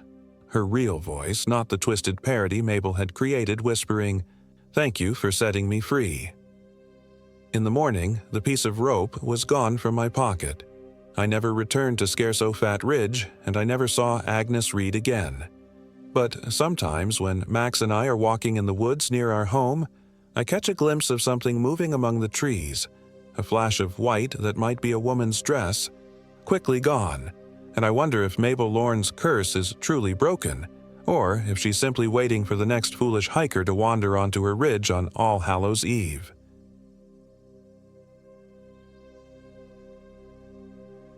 My name is Ethan Mercer, and I am 34 years old. This happened in October 2024. The first snowfall always brought a particular stillness to the woods. That's what I loved about Indiana's forests in autumn, the way the first cold snap seemed to freeze not just the ground, but time itself. At least, that's what I used to love about them. My brother Aaron and I had been planning this trip to Yellowwood State Forest for months, a weekend away from Indianapolis, away from the startup that consumed our lives, away from the memories of what happened last spring. Just the two of us and Rusty, my 3-year-old chocolate lab, reconnecting in the deep wilderness of Brown County. "How much farther to this supposedly magical campsite of yours?" Aaron asked, adjusting his pack for the 20th time. My brother had never been the outdoorsy type. His idea of roughing it was a hotel without room service. But after what happened with his wife Claire, after the divorce and the drinking that followed, he needed this. We both did. "Just over this ridge," I said, pointing toward where Yellowwood Lake would be visible. "Trust me, it's worth it. You can see the entire lake from up there, and hardly anyone knows about it." Aaron grunted, wiping sweat from his brow despite the cold. "Better be. These new hiking boots are murdering my feet." Rusty bounded ahead of us, his chocolate coat a blur against the red and gold of the forest floor. He was in his element out here, free from the confines of my small apartment in Broad Ripple. The dog stopped suddenly, his ears perked forward, body rigid. "What is it, boy?" I called, but he didn't respond, just stared fixedly into the thick brush beside the trail. "Probably a squirrel," Aaron said, but I wasn't so sure. I'd spent enough time with Rusty to know his behaviors. This wasn't excitement. It was alertness, maybe even fear. I whistled, and after a moment's hesitation, Rusty trotted back to me, but his eyes kept darting to that same spot in the underbrush. I scanned the area but saw nothing unusual. We reached my favorite campsite around 4:30 p.m., just as the October sun was beginning its early descent. The view was exactly as I remembered. Yellowwood Lake spread out beneath us, its surface rippling with the light breeze, surrounded by endless rolling hills painted in autumn colors. The vista was postcard perfect, but something felt off. "This is incredible," Aaron admitted, dropping his pack with an exaggerated sigh of relief. "Maybe you're not full of shit after all, little brother." I smiled, but my eyes were drawn to Rusty again. He was pacing the perimeter of our campsite, sniffing intently at the ground, his tail low. Not wagging, not relaxed. "Let's get camp set up before dark," I said, pushing aside my unease. I'd been on edge for months. Everything made me jumpy these days. It was nothing. Within an hour, our tent was pitched, and I had a small fire going in the stone ring. The temperature was dropping fast as the sun disappeared behind the western hills. Aaron had brought a flask of bourbon. Doctor's orders, he'd joked, and we passed it back and forth as the stars appeared one by one above us. "Claire called yesterday," Aaron said suddenly, his voice flat. I paused, unsure how to respond. "What did she want?" "To apologize, if you can believe it." He took another swig. "Said she was in therapy now, said she never meant to hurt me." I stared into the flames. Claire had done more than hurt Aaron. She'd destroyed him, piece by piece, over years. Their relationship had been toxic from the start, but the way it ended. "You don't owe her anything," I said finally. "Not a damn thing." Aaron's laugh was hollow. That's what I told myself. But then I started thinking, what if she really has changed? What if... A sudden, sharp howl cut through the night, silencing us both.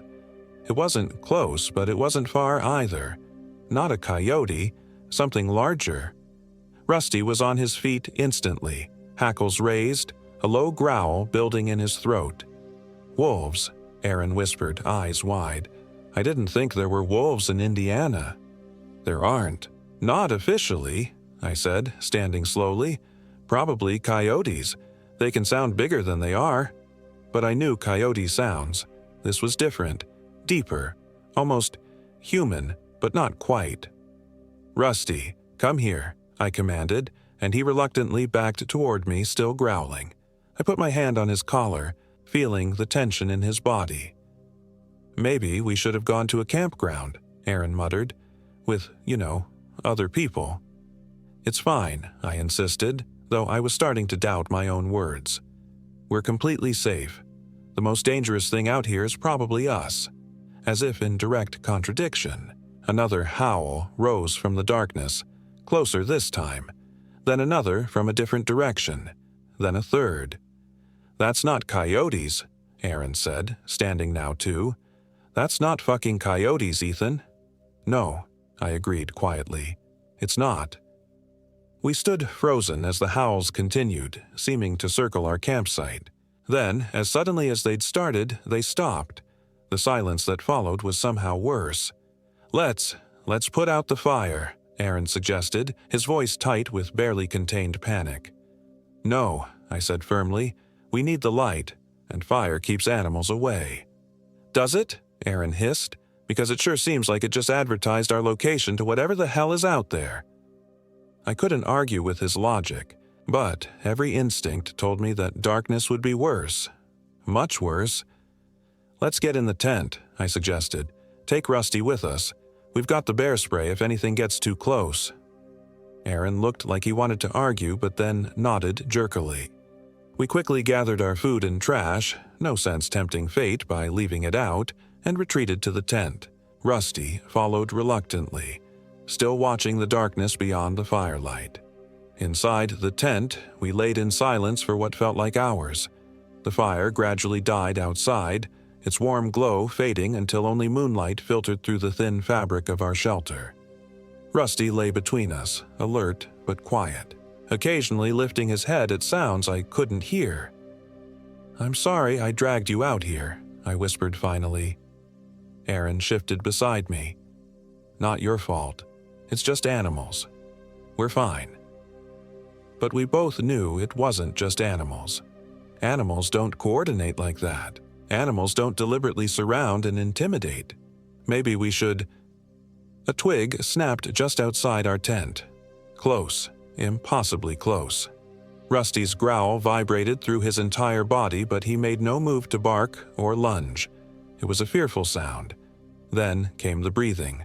Heavy, ragged breathing, just inches from where we lay. Something large circled our tent, slowly, deliberately.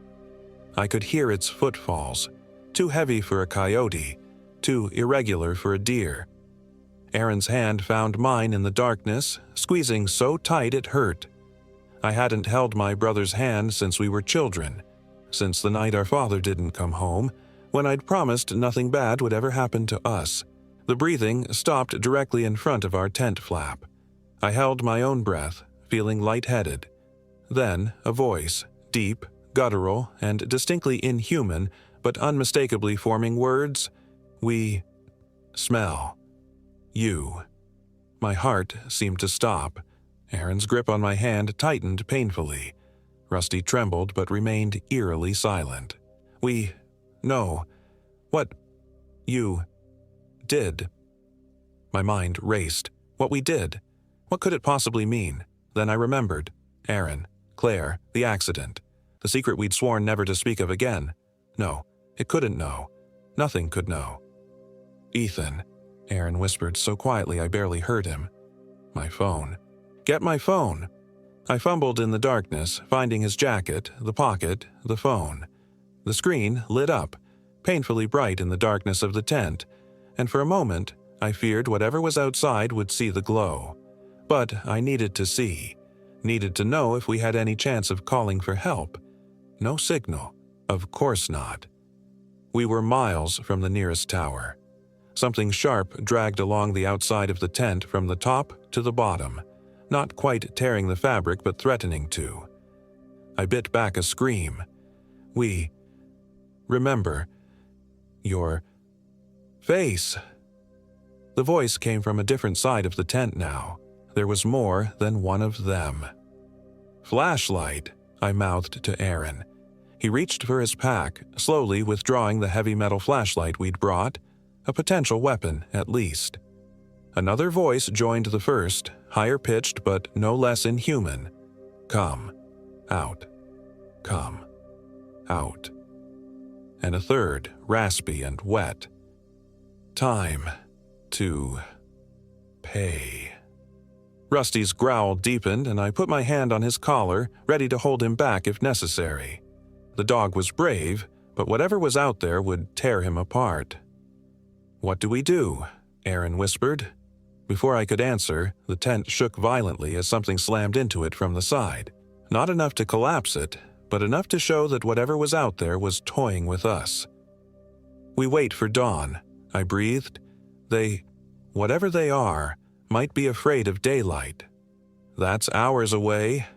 You have a better idea? The tent shook again, harder this time.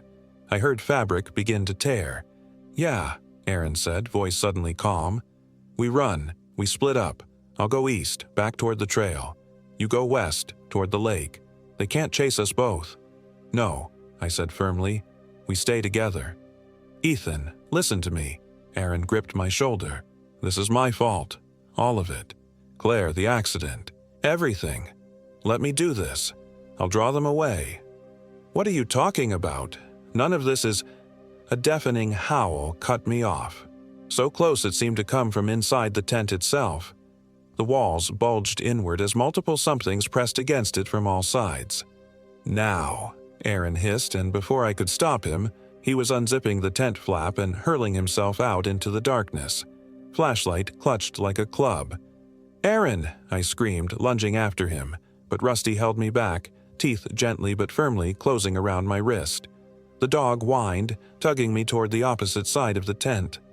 Outside, I heard Aaron shouting, branches breaking, the sound of running. The pressure on the tent walls vanished as whatever had been surrounding us took off after my brother. I had seconds to decide. Follow Aaron, run the other way. Both seemed like death sentences, but doing nothing was worse. "Come on, boy," I whispered to Rusty, and with shaking hands I cut a slit in the back of the tent with my pocket knife. We slipped out into the moonlit forest, crouching low. The sounds of pursuit were fading to the east. Whatever they were following Aaron. I fought every brotherly instinct that screamed at me to follow, to help him. But Rusty was pulling west, toward the lake, and dogs had better instincts than humans in situations like this. "Please be okay," I whispered, and then I was running, Rusty leading the way through the trees. We crashed through underbrush, slid down steep embankments, vaulted over fallen logs. My breath came in ragged gasps.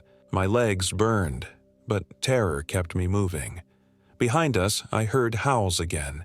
They'd either caught Aaron or realized they'd been tricked. Either way, they were coming back. The trees thinned suddenly, and moonlight reflected off water. Yellowwood Lake. We'd reached the shore.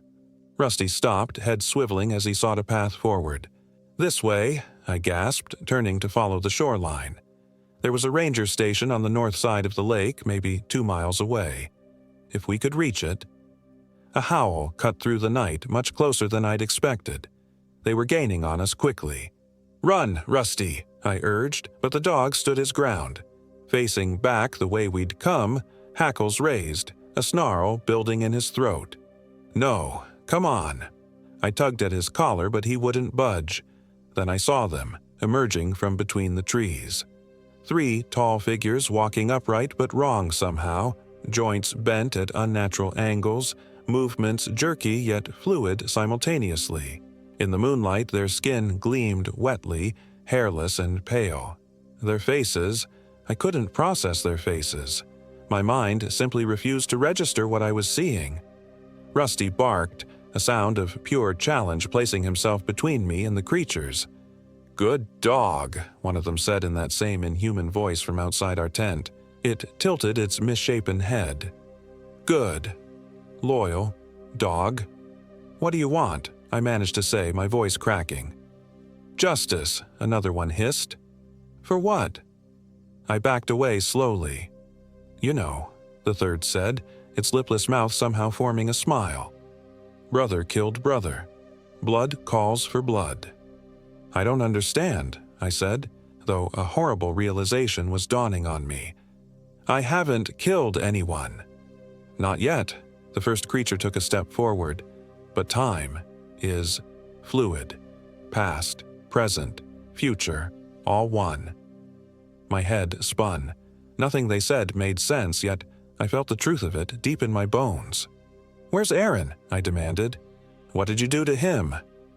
"Nothing he didn't deserve," the second creature said. "Nothing you won't deserve too."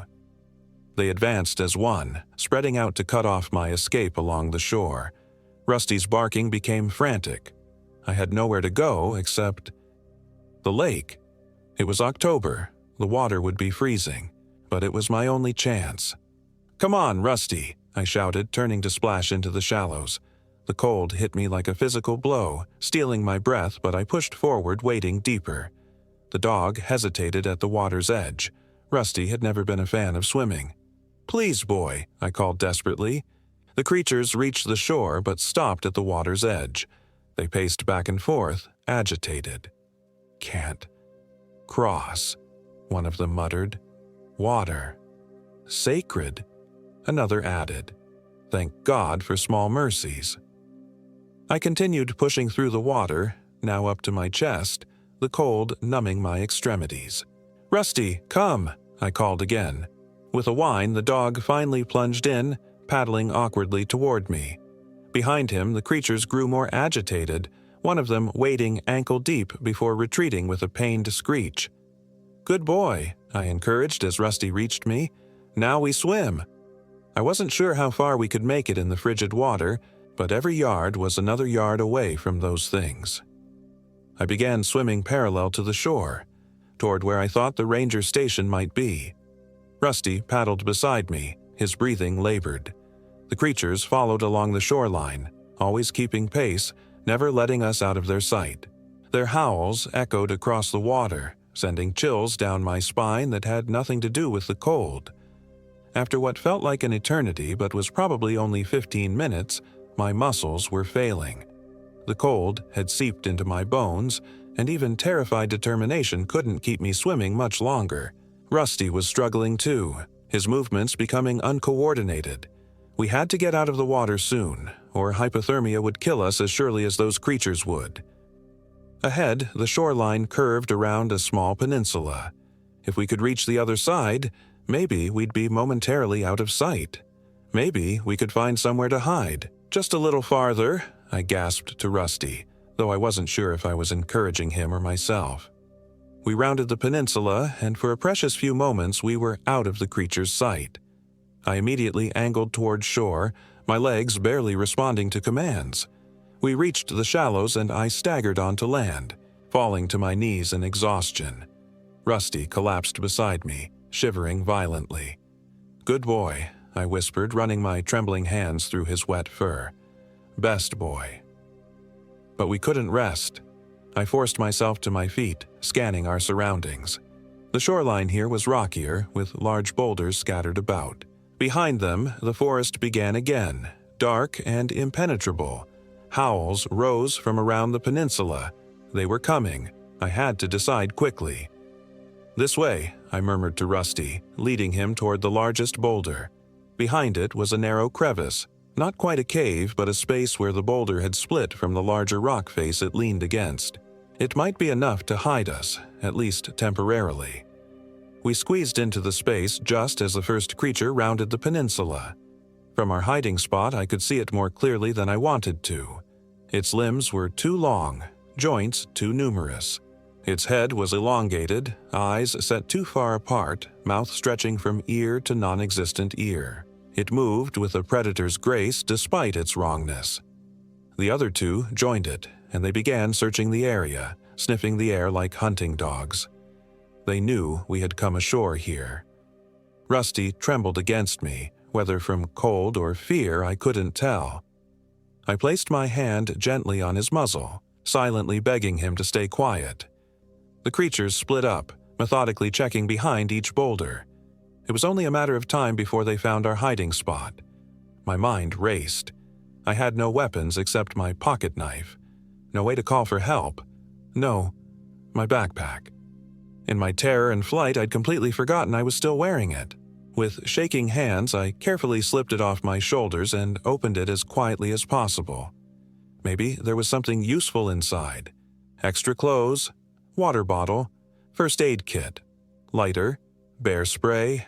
It wasn't much, but it was something. I extracted the small canister, clutching it like a lifeline. The manufacturers claimed it would deter even the most aggressive grizzly. Would it work on whatever these things were? One of the creatures was approaching our boulder now, moving with terrible purpose. Its misshapen head swiveled from side to side, nostrils flaring. I gripped the bear spray tighter, preparing to fight for my life. Just then, a shout echoed across the lake. Human, male, terrified. Aaron. He was alive. The creatures froze, then let out answering howls that made my blood run cold. They immediately abandoned their search, racing back around the peninsula toward the source of the cry. I waited until they were out of sight, then collapsed against the rock wall, exhausted and relieved but filled with new worry. Aaron was alive, but for how long? "We have to help him," I told Rusty, who looked up at me with worried eyes.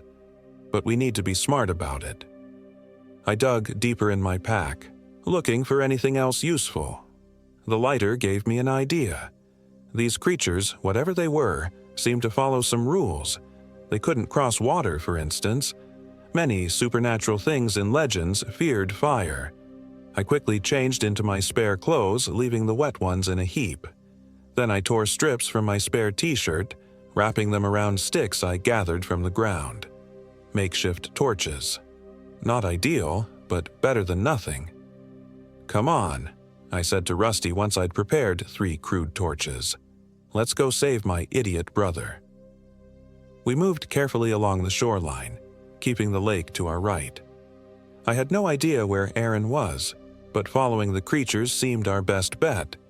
They left clear tracks in the mud, strange 3-toed footprints that no natural animal would make. The tracks led away from the lake, back into the forest. I hesitated at the tree line, my newfound courage wavering. A scream broke through the night. Aaron again, closer than I expected, filled with pain and terror. I lit one of my makeshift torches, the flame catching and growing stronger than I'd hoped. Rusty pressed against my leg, no longer growling but alert, ready. We plunged into the forest, following the tracks as best we could by torchlight. The going was slow. Every shadow seemed to move. Every rustle in the underbrush sent my heart racing, but Aaron's cries urged me forward, becoming more frequent and desperate. After what felt like miles but was probably only a few hundred yards, we came to a small clearing. What I saw there froze the blood in my veins. Aaron was tied to spread eagle between 2 trees, his feet barely touching the ground. His shirt was torn open, and in the flickering light of a small fire I could see strange symbols carved into his chest. Blood ran down his torso in thin rivulets. The 3 creatures circled him slowly, chanting in a language that hurt my ears, consonants that clicked and popped unnaturally, vowels that stretched and twisted. One of them held something that glinted in the firelight, a crude knife made of what looked like bone. I had seconds to act before they did something worse to my brother. I lit my remaining torches from the first, Clutching one in each hand, the third clenched between my teeth. The bear spray was tucked into my belt, accessible. "Rusty," I whispered. "Stay." For once, the dog obeyed without question, crouching in the underbrush, watching intently. I took a deep breath, then charged into the clearing, waving the torches and screaming as loudly as I could. The effect was instantaneous. The creatures shrieked, recoiling from the flames as I'd hoped they would. One of them dropped the bone knife, backing away with its two long arms raised defensively. "Get away from my brother," I shouted, advancing on them. "Ethan!" Aaron's voice was weak but alive. "Run! They're not what you think." But I was committed now. I drove forward, swinging the torches in wide arcs, keeping the creatures at bay. They circled just beyond the reach of the flames, hissing and chittering. "The knife," one of them said in that horrible guttural voice. "He needs the knife." I glanced at the bone implement on the ground, then kicked it away into the darkness. "No more cutting." "You don't understand," another creature said, its oversized eyes reflecting the torchlight like an animal's. "The mark must be complete." "The protection," the third added. "Before midnight." I reached Aaron, using one torch to burn through the rough vine they'd used to bind his right wrist. "What are they talking about?" I asked him, working frantically. Aaron's face was pale, slick with sweat. "The skinwalkers," he gasped. "They're trying to help. I know what they look like, but help?"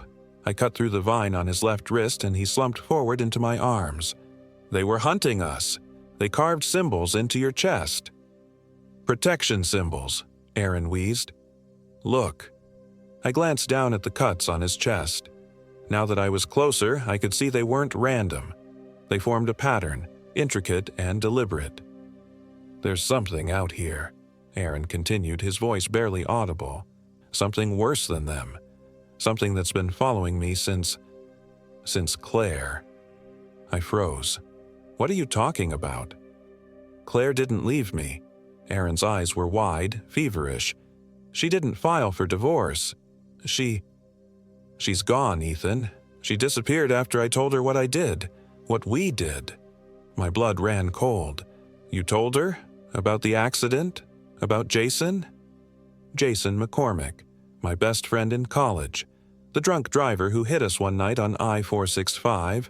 The man who died when we fled the scene, leaving him bleeding in his overturned car. The secret Aaron and I had carried for 12 years. "I had to tell someone," Aaron whispered. "The guilt was killing me. But after I told her, she started acting strange, coming home late, talking to herself. Then one night she just wasn't Claire anymore." The creatures, skinwalkers Aaron had called them, were keeping their distance but watching us intently. The fire they'd built was dying down. "What do you mean, wasn't Claire?" "Her eyes, they were all wrong. Black. And she knew things, Ethan. Things about Jason she couldn't possibly know." Aaron gripped my arm. "She said she was coming for both of us, that we'd pay for what we did." I finally cut through the vines binding his ankles, and Aaron collapsed fully into my arms. He was lighter than I remembered, wasted away by more than just the recent divorce and drinking. "The skinwalkers found me in the woods after we separated," he continued. "They recognized what was hunting me, what was hunting us. They were trying to help." One of the creatures approached cautiously, stopping just beyond the reach of my torches. "The Wendigo," it hissed, "feeds on guilt, shame, comes for the unforgiven.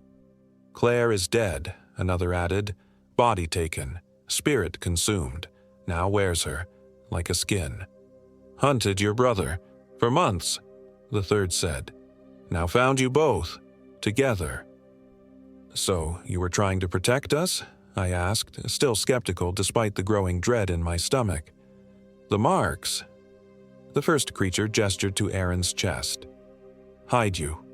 From its sight." "Not finished," the second added. "Need the knife." A howl split the night, different from the skinwalker's cries. Higher, hungrier, filled with malice. Close. The skinwalkers tensed as one, their strange bodies quivering. "Too late," one whispered. "It comes," another added. "Run," the third urged. Aaron struggled to his feet, leaning heavily on me. "The lake," he gasped. "It can't cross water either." I whistled for Rusty, who bounded out of the underbrush to join us. One of my torches had gone out, and the other was burning low. I tucked the third, unlit one into my belt alongside the bear spray. "Which way?" I asked the skinwalkers. They pointed in unison, and without another word, Aaron and I began running.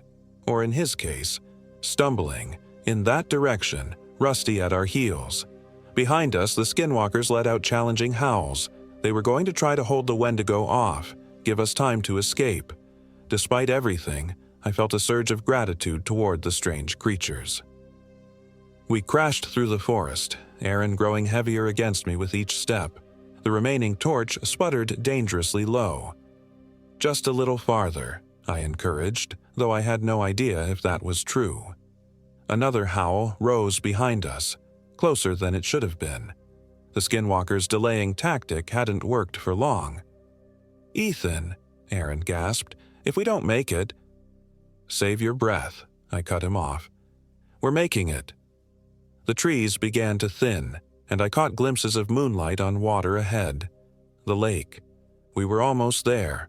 20 more yards. 10. 5. We burst out of the tree line onto the rocky shore. I didn't hesitate, just dragged Aaron straight into the water, Rusty splashing alongside us.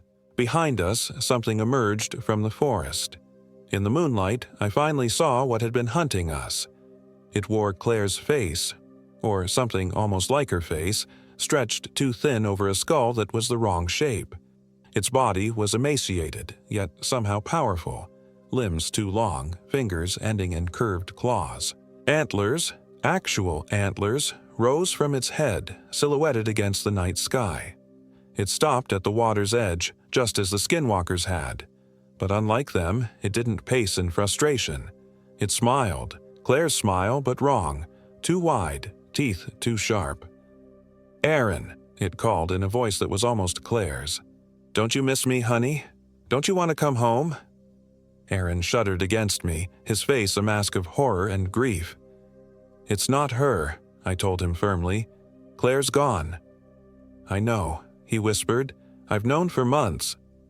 The Wendigo's smile widened impossibly further. "Ethan," it crooned. "Sweet Ethan, always protecting your big brother. But who protected Jason McCormick while he bled out alone on the highway?" My legs nearly gave out at the sound of Jason's name from this creature's mouth. "You left him to die," it continued, taking one tentative step into the water before hissing and retreating. "You drove away and never looked back, never even called for help." "We were kids," I said, the old excuses rising automatically to my lips. "We were scared." "He had a fiancé," the Wendigo countered. "A future, dreams, all gone because two cowards couldn't face the consequences of their actions." Every word was a knife twisting in my gut because every word was true. We had left Jason to die that night. Too afraid of the DUI on our records to call 911. We told ourselves he was probably already dead. We told ourselves a lot of things over the years. "Stop," Aaron said suddenly, his voice stronger than it had been all night. "We know what we did. We live with it every day." "Do you?" The Wendigo tilted its head, antlers gleaming in the moonlight. "Or do you hide from it? Bury it? Pretend it never happened?" Aaron pushed away from me, standing under his own power despite his wounds. "I tried to bury it, but it ate me alive from the inside. That's why I told Claire.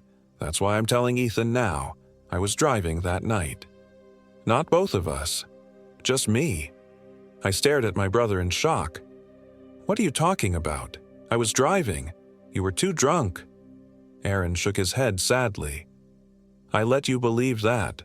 For 12 years, I let you carry half the guilt that was mine alone. I was behind the wheel. I hit Jason's car. I drove away while you were unconscious in the passenger seat. When you came to, I told you we'd both made the decision to leave." My mind reeled, memories of that night suddenly shifting, realigning.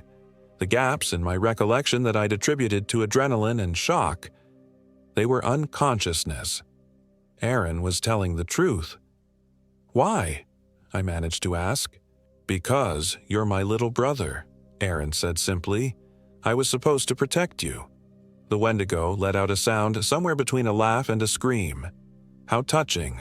How utterly meaningless. You think confession absolves you? You think anything can wash away what you've done? "No," Aaron said, on, turning to face the creature fully. "Nothing can bring Jason back. Nothing can undo what I did. But I can stop running from it. I can face it."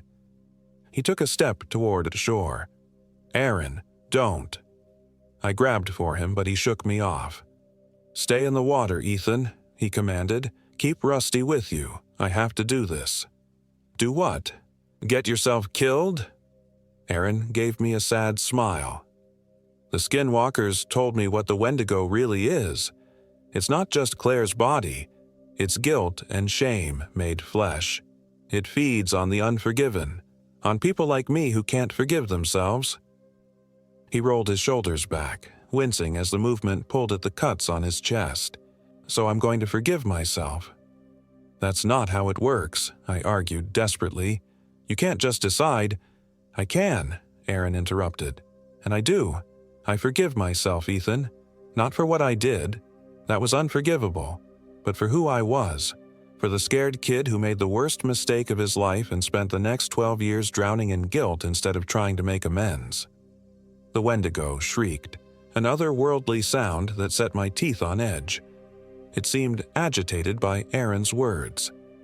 "What about Jason?" it demanded, its voice warping between Claire's and something ancient and hungry.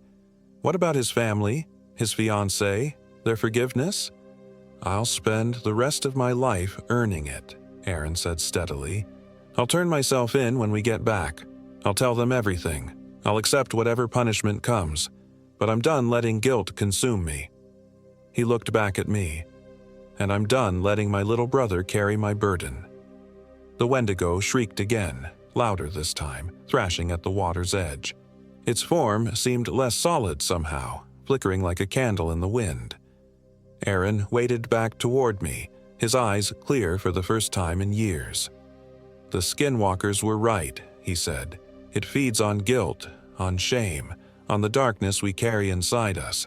But if we face that darkness—" He gestured to the Wendigo, which was now pacing frantically along the shoreline, its movements becoming erratic. I looked at my brother, really looked at him. The carved symbols on his chest were glowing faintly blue in the moonlight. The protection marks, I realized. They're working. "Not just the marks," Aaron shook his head. "It's facing the truth. Accepting responsibility." I looked back at the Wendigo. Its form was definitely destabilizing, Claire's features melting away to reveal something ancient and inhuman beneath. But it wasn't giving up. It paced faster, its movements becoming a blur. "Truth," it hissed, its voice no longer anything like Claire's. Meaningless. Too late. Blood debt. Unpaid. "You're wrong," Aaron called to it. "It's never too late to face the truth." The creature let out a bone-chilling shriek and, to my horror, stepped into the water. Its body seemed to smoke and sizzle where the lake touched it. But it kept coming, each step clearly causing it agony. "It's crossing the water," I gasped, pulling Aaron further back. Rusty barked frantically, sensing the danger. The Wendigo advanced, steam rising from its dissolving limbs. What remained of Claire's face was contorted in rage and hunger. My torch, I remembered, fumbling for the unlit one in my belt. "Aaron, the lighter!"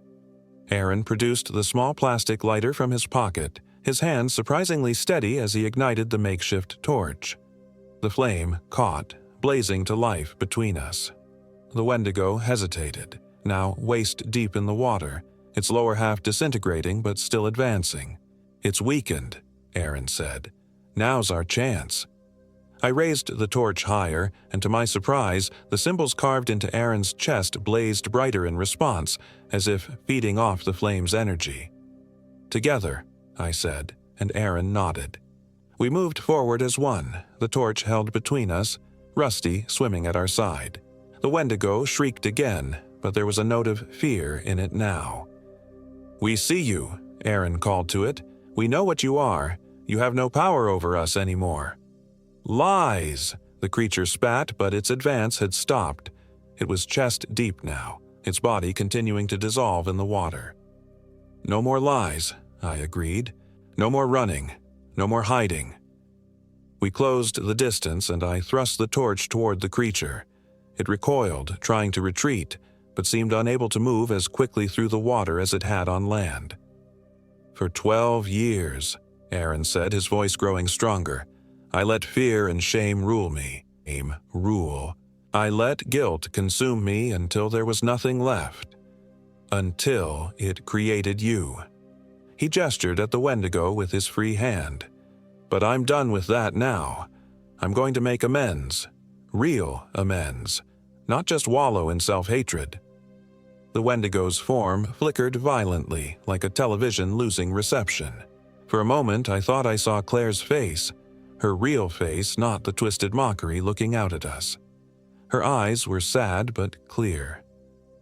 "Aaron," she seemed to whisper, though I might have imagined it. Then the moment passed, and the creature lunged at us with unexpected speed, claws extended. I swung the torch instinctively, catching it full in what passed for its face. There was a sound like dry kindling catching fire, and the Wendigo's head erupted in blue-white flames that spread rapidly over its body. It screamed, a sound that would haunt my nightmares for years to come, thrashing wildly as the supernatural fire consumed it. The water around it began to boil and steam, yet the flames weren't extinguished. Aaron and I backed away, Rusty paddling frantically beside us. We watched in horrified fascination as the creature that had hunted us burned away to nothing in the middle of Yellowwood Lake. The last thing to disappear was what remained of Claire's face, now peaceful in a way it hadn't been in life, at least not in the final months Aaron had known her. Then it was gone, leaving only wisps of unnatural blue smoke that dissipated in the night air. We waded back to shore in stunned silence, collapsing on the rocky beach. Rusty shook himself vigorously, spraying us with cold water, and the mundane normalcy of the action nearly made me laugh despite everything. "Is it over?" I asked finally when I could find my voice. Aaron touched the symbols on his chest, which had stopped glowing but remained clearly visible. "I think so. For now, at least." "What did you mean? You're going to turn yourself in?" Aaron met my eyes steadily. "Exactly what I said. When we get back to civilization, I'm going to tell the police everything. About the accident, about Jason, about what really happened that night." "You'll go to prison," I said, though it wasn't really an argument, just a statement of fact. "Probably." He didn't flinch from the reality. "But that's the price I have to pay. The real price, not the one I've been paying by drinking myself to death and pushing away everyone who cared about me." I looked out over the dark lake, trying to process everything that had happened. Those things, the skinwalkers. Do you think they're still out there? As if in answer, a howl rose from the forest behind us, but it was distant now, and somehow less menacing than before. "I think they've done what they came to do," Aaron said. "Whatever they are, they were trying to help in their own way." Dawn was still hours away, but I felt like we'd survived the longest night of my life. "What now?" I asked. "Now we get some rest," Aaron said, carefully getting to his feet. "And, in the morning, we hike back to civilization, and I start making things right. For real this time." We gathered our remaining supplies and found a relatively sheltered spot beneath an overhanging rock face, far enough from the water to be comfortable but close enough to retreat if necessary. Neither of us suggested returning to our original campsite. Using the remainder of our dry clothes and the emergency blanket from my first aid kit, we made a crude bed. Rusty curled up between us, his body heat a welcome comfort against the October chill. "I'm sorry," Aaron said as we lay there staring up at the stars, "for letting you think you were partly responsible all these years." "I understand why you did it," I replied, and I did. It was the same reason I'd followed him into the wilderness despite my misgivings, because that's what brothers do. But no more protecting me, okay? I'm not a kid anymore. "Agreed," Aaron said softly. "No more lies between us, about anything." We fell into silence, the events of the night replaying in my mind. After a while, I thought Aaron had fallen asleep, but then he spoke again, his voice barely audible. "Do you think we can ever really make up for what happened to Jason?" I considered the question seriously. "I don't know, but I think trying matters. Really trying, not just feeling bad about it."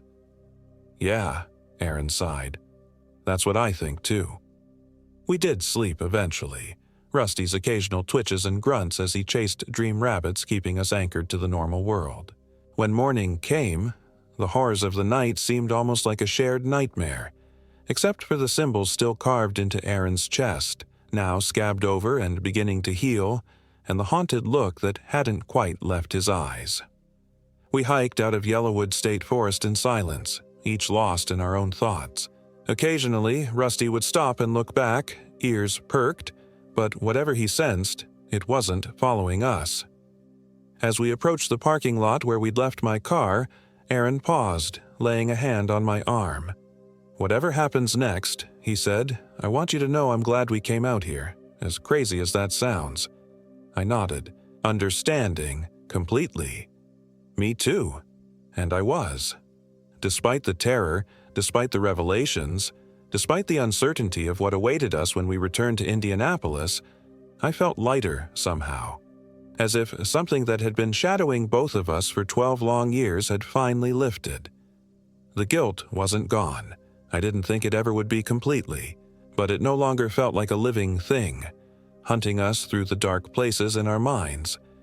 It was just the consequence of our actions, heavy but bearable, pushing us toward making amends rather than running away. The Wendigo was gone. The truth remained. As we reached the car, I glanced back one last time at the forest that had nearly claimed us. For a moment, I thought I saw 3 tall figures standing at the tree line, watching us. Then I blinked, and they were gone, if they'd ever been there at all. Aaron opened the passenger door for Rusty, who hopped in eagerly, ready to leave the wilderness behind. "Let's go home, little brother," he said. I nodded, climbing into the driver's seat. Let's go home. Whatever awaited us there, we would face it together.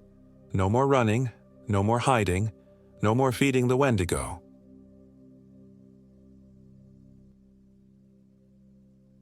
My name is Daniel Mercer, and I am 32 years old. This happened in October 2023. The first thing I remember is the smell. Not the earthy scent of soil and decomposing leaves you'd expect in Yellowwood State Forest, but something heavier, metallic, wrong, like copper pennies left too long in the rain. "You hear that?"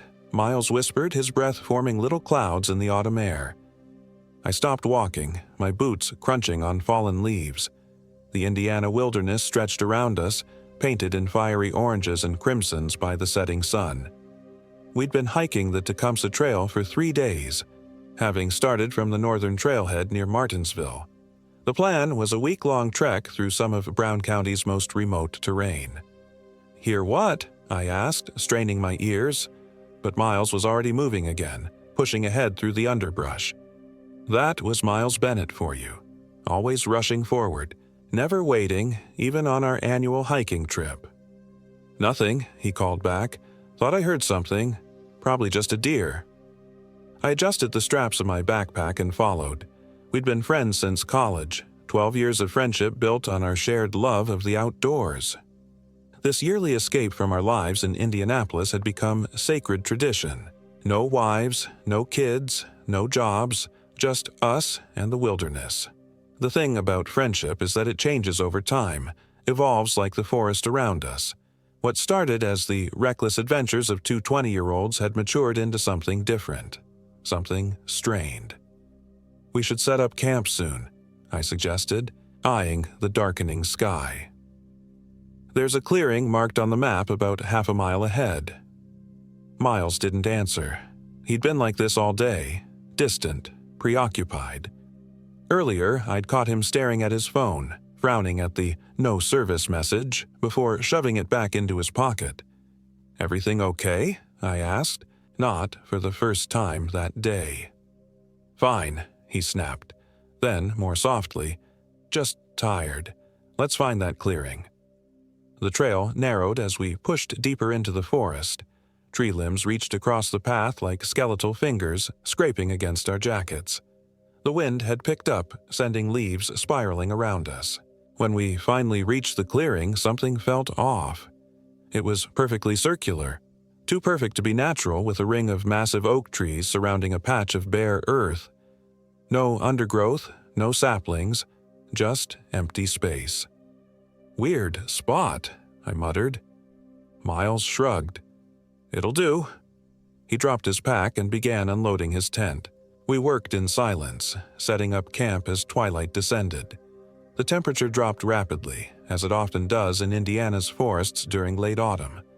By the time we had a fire going, the woods around us had transformed into a realm of shadows and whispers.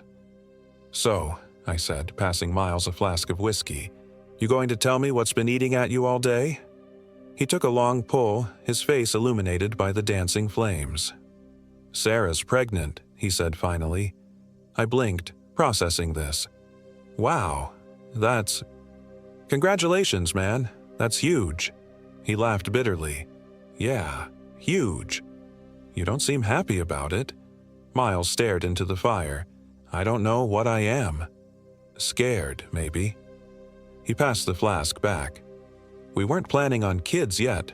Not for a few more years, at least." "Life rarely follows our plans," I said. "That's what I'm afraid of."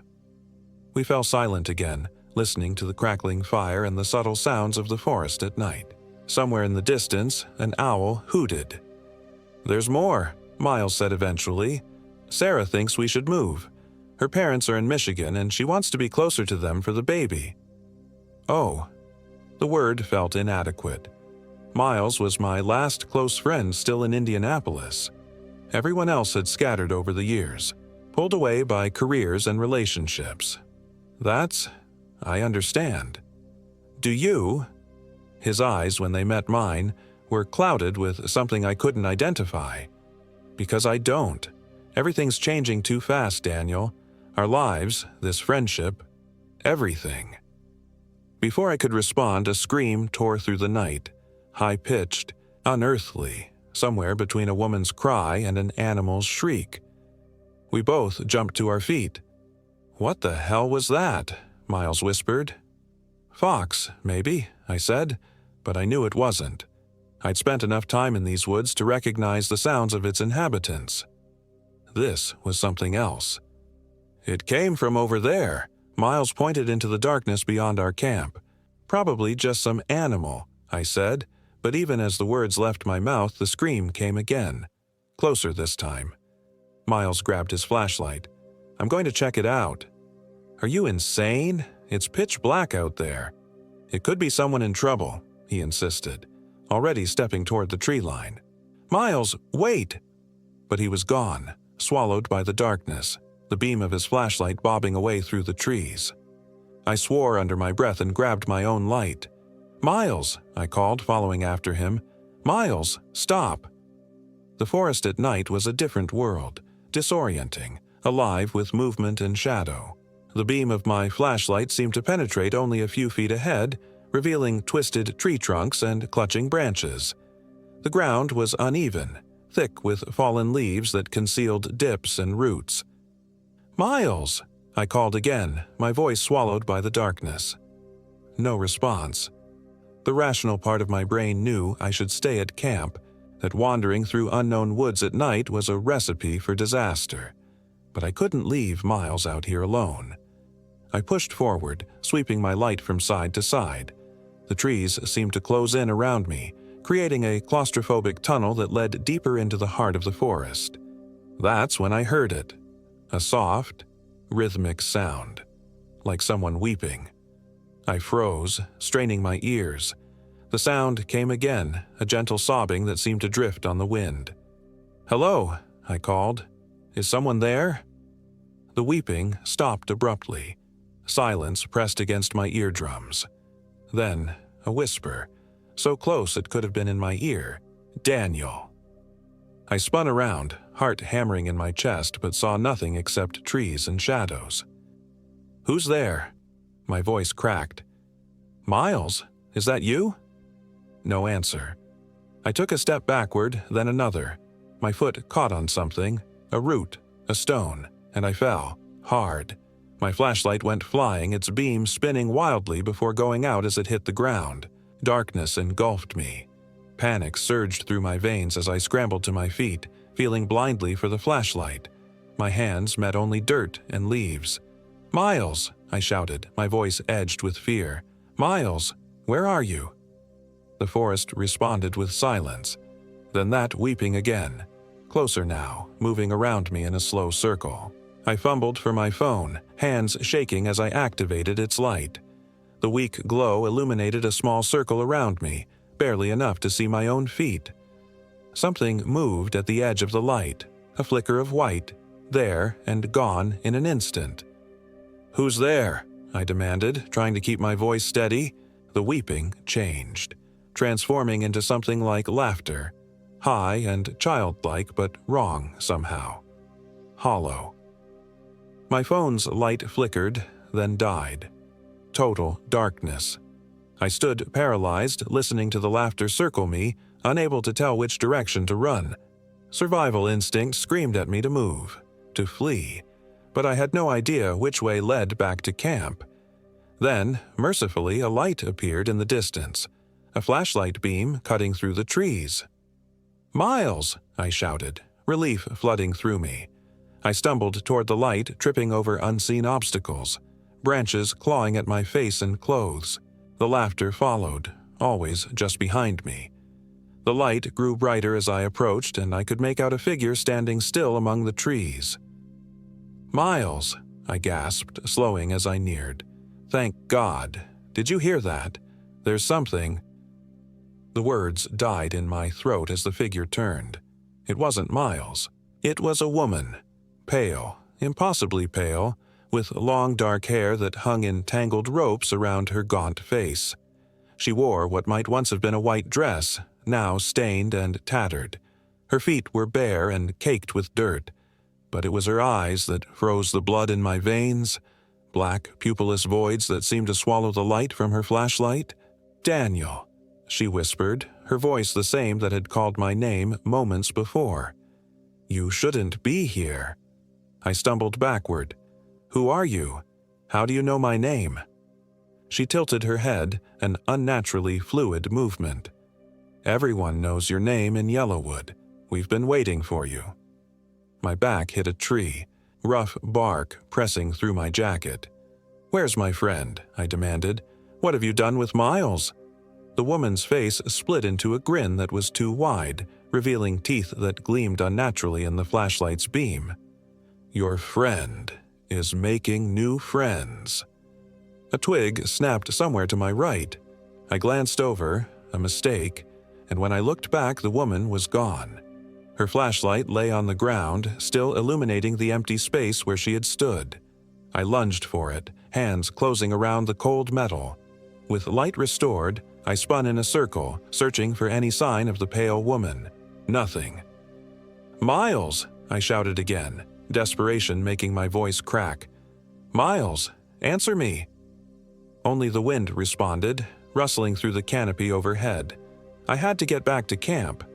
Miles might have returned there, or I could at least gather supplies, reorient myself. The problem was, I had no idea which direction camp lay. Taking a deep breath, I tried to remember my wilderness training. When lost, stay put. But that advice assumed someone would be looking for you, and the only person who knew I was out here was Miles, who was also missing. I was on my own. Using the flashlight, I examined my surroundings more carefully. The trees all looked the same, ancient oaks and maples stripped nearly bare by autumn. But then I noticed something, a subtle path through the undergrowth, marked by bent twigs and compressed leaves. It might have been the way I came. It was my only option. I followed the path slowly, keeping the flashlight beam steady despite my trembling hands. Every rustle in the brush made me flinch. Every shadow seemed to move with purpose. After what felt like hours but was probably just minutes, the trees began to thin, and I caught the welcome glow of firelight ahead. Relief surged through me as I quickened my pace, emerging into our clearing. The campfire still burned, though it had died down to embers. Our tents stood undisturbed, but no Miles. "Miles!" I called, checking his tent first, then mine. Empty. I added wood to the fire, building it back up until light pushed back the encroaching darkness. Then I grabbed my backpack and dug out the emergency whistle. 3 short blasts. The universal signal for help. The shrill sound pierced the night, echoing through the trees. I waited, counting seconds that stretched into minutes. Nothing. 3 more blasts. Still nothing. I was debating whether to wait until morning or continue searching when I heard footsteps approaching from the forest. Heavy, dragging steps that crackled through the underbrush. "Miles!" I called, hope and dread mingling in my chest. The figure that emerged from the trees was Miles, but something was wrong. He moved stiffly, his normally confident stride replaced by an awkward shamble. His clothes were torn, streaked with dirt and something darker, blood. "Jesus, Miles! What happened? Are you hurt?" I rushed toward him. He stopped at the edge of the clearing, his face hidden in shadow. "Miles?" Slowly, he raised his head. I stumbled backward, a cry escaping my lips before I could stop it. Miles's face was wrong. His features remained the same, the square jaw, the cleft chin, the crooked nose from a college rugby injury, but his expression was alien. His eyes were too wide, unblinking, and his mouth hung slightly open. But worst of all was his smile. It wasn't Miles's easy grin, but something stretched and unnatural, like his skin was being pulled from behind. "Daniel," he said, but the voice wasn't his. It was higher, lilting, with an accent I couldn't place. "I found them, Daniel. The people who live in the trees." "Miles, you're not making sense." I fought to keep my voice calm. "You're injured. Let me help you." He took a step forward, then another, moving into the firelight. I could see his injuries clearly now. Scratches covered his face and hands, his left cheek bore a deep gash, and his shirt was torn open, revealing more cuts across his chest. But he didn't seem to notice or care about his wounds. "They showed me things, Daniel. Beautiful, terrible things." That wrong smile widened. "They want to show you, too." "Who showed you? Who's out there?" Miles cocked his head, the movement eerily similar to the pale woman's. "The whispers. They've been here since before the trees, before the land. Waiting." Fear crawled up my spine, but I forced it down. This was Miles, my friend, someone I'd known for over a decade. Something had happened to him out there, something that had rattled his mind. He needed help, not fear. "Miles, you're not well," I said, keeping my voice steady. "Let's get you patched up, and in the morning, we'll hike back to the trailhead and find a doctor." He laughed, that same hollow sound I'd heard in the forest. "No doctors, Daniel. No leaving. The whispers want us to stay." "Miles, listen to me." He moved with sudden startling speed, closing the distance between us before I could react. His hands, ice cold, gripped my shoulders with unnatural strength. "Listen," he hissed, his face inches from mine. His breath smelled of rot and something metallic. "Can you hear them? The whispers?" And suddenly I could. Faint voices, dozens of them, whispering just at the edge of hearing. Words I couldn't quite make out, in languages I didn't recognize, seeping into my mind like cold water. I tore myself from Miles's grip, stumbling backward. "Miles, snap out of it!" He stood motionless, that terrible smile still fixed on his face. "You'll understand soon. They're coming for you too. They want to wear you, like they wear me now." Horror washed over me as the implication of his words sank in. Whatever had happened in those woods, this wasn't Miles anymore, not entirely. I needed to restrain him, keep him safe until I could get help. I lunged for the coil of paracord in my pack, but Miles moved again with that uncanny speed, intercepting me. His hand closed around my throat, fingers digging into flesh. "No leaving," he said, still smiling. "The Whispers need bodies. So many bodies over the years. Worn out, used up. But yours is strong. Mine is strong. Will last a long time." I clawed at his hand, struggling for breath. My vision began to darken at the edges. With a desperate surge of strength, I drove my knee up into his stomach. Miles, or whatever was controlling him, grunted and loosened his grip enough for me to break free. I stumbled back, gasping for air. "Miles, please," I wheezed. "Fight it. Whatever this is, fight it." For a moment, just a moment, something flickered in his eyes. Recognition, fear. Miles, the real Miles, surfacing briefly. "Daniel," he gasped, his voice his own again. "Run! They're in my head. I can't." He clutched at his temples, face contorting in pain. "Run!" Then the moment passed, and that unnatural smile returned. "No one runs from the Whispers, not in their forest." He charged at me again. This time I was ready, sidestepping his rush and sticking out my foot. Miles went down hard, face first into the dirt. I didn't wait to see if he would get up. I grabbed my backpack, shoving in whatever supplies were nearest: water bottle, energy bars, first aid kit, and my flashlight. Miles was already rising, movements jerky like a marionette with tangled strings. I ran. The forest closed around me once more, but this time I had direction. North, toward the trailhead.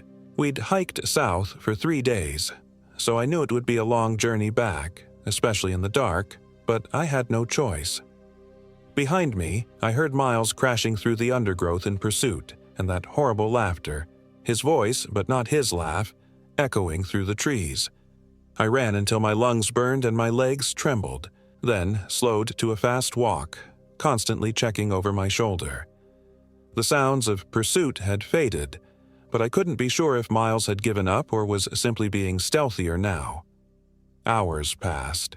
The forest was alive with night sounds, the hoot of owls, the rustle of nocturnal creatures, the whisper of wind through nearly bare branches, and beneath it all, those voices, the whispers, growing steadily louder in my mind. "Join us, Daniel. Become one with the forest. Let us in." I shook my head violently, trying to clear it. "Not real," I muttered to myself. "Focus." The trail was barely visible in the dark, but I kept the North Star to my right as I moved, using it to maintain my heading. The terrain grew steeper, more challenging. Yellowwood State Forest covered nearly 24,000 acres of rugged, often steep land. Making my way through it at night was madness, but staying put was worse. As the night wore on, exhaustion began to take its toll. My steps grew clumsy, my mind foggy. Twice I nearly fell down ravines hidden in the darkness. The third time, I wasn't so lucky. The ground simply disappeared beneath my feet. I fell, tumbling down a steep slope, bouncing off trees and rocks. Pain exploded across my body. When I finally came to a stop, I lay gasping, my left arm bent at an unnatural angle. Broken. Definitely broken.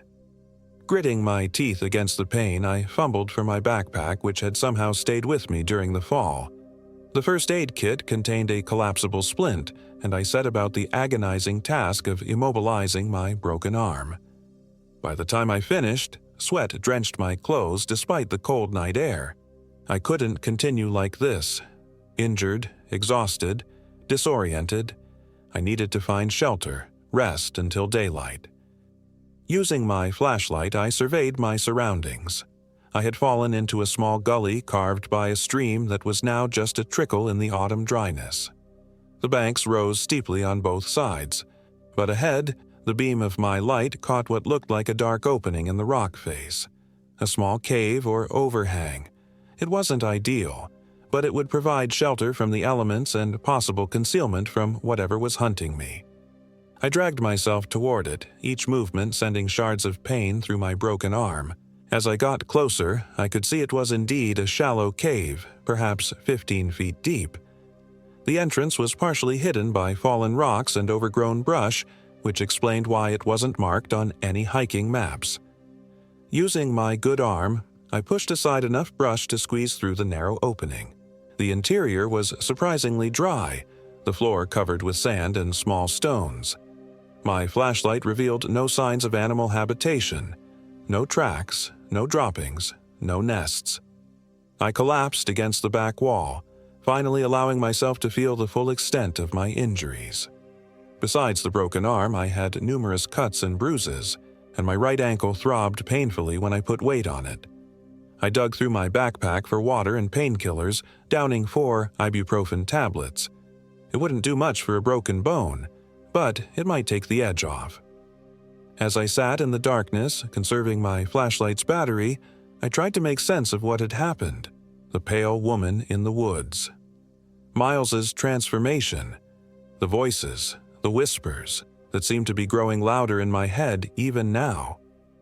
"You can't hide from us, Daniel. Not in our forest. Not even in our cave." I jerked upright. Our cave? Had I unknowingly taken shelter in exactly the wrong place? I switched my flashlight back on, sweeping its beam around the cave more thoroughly. That's when I noticed the markings on the walls. Crude drawings in what looked like charcoal and something darker, flakier. Old blood. The drawings depicted stick figures with elongated limbs and oversized heads. Some showed what appeared to be rituals, figures dancing around fires or standing in circles. Others were more disturbing, figures with multiple limbs emerging from their bodies, or with smaller figures inside them, like Russian nesting dolls. But it was the largest drawing, covering most of the back wall, that made my blood run cold. It showed a massive figure, not human, though it stood on 2 legs.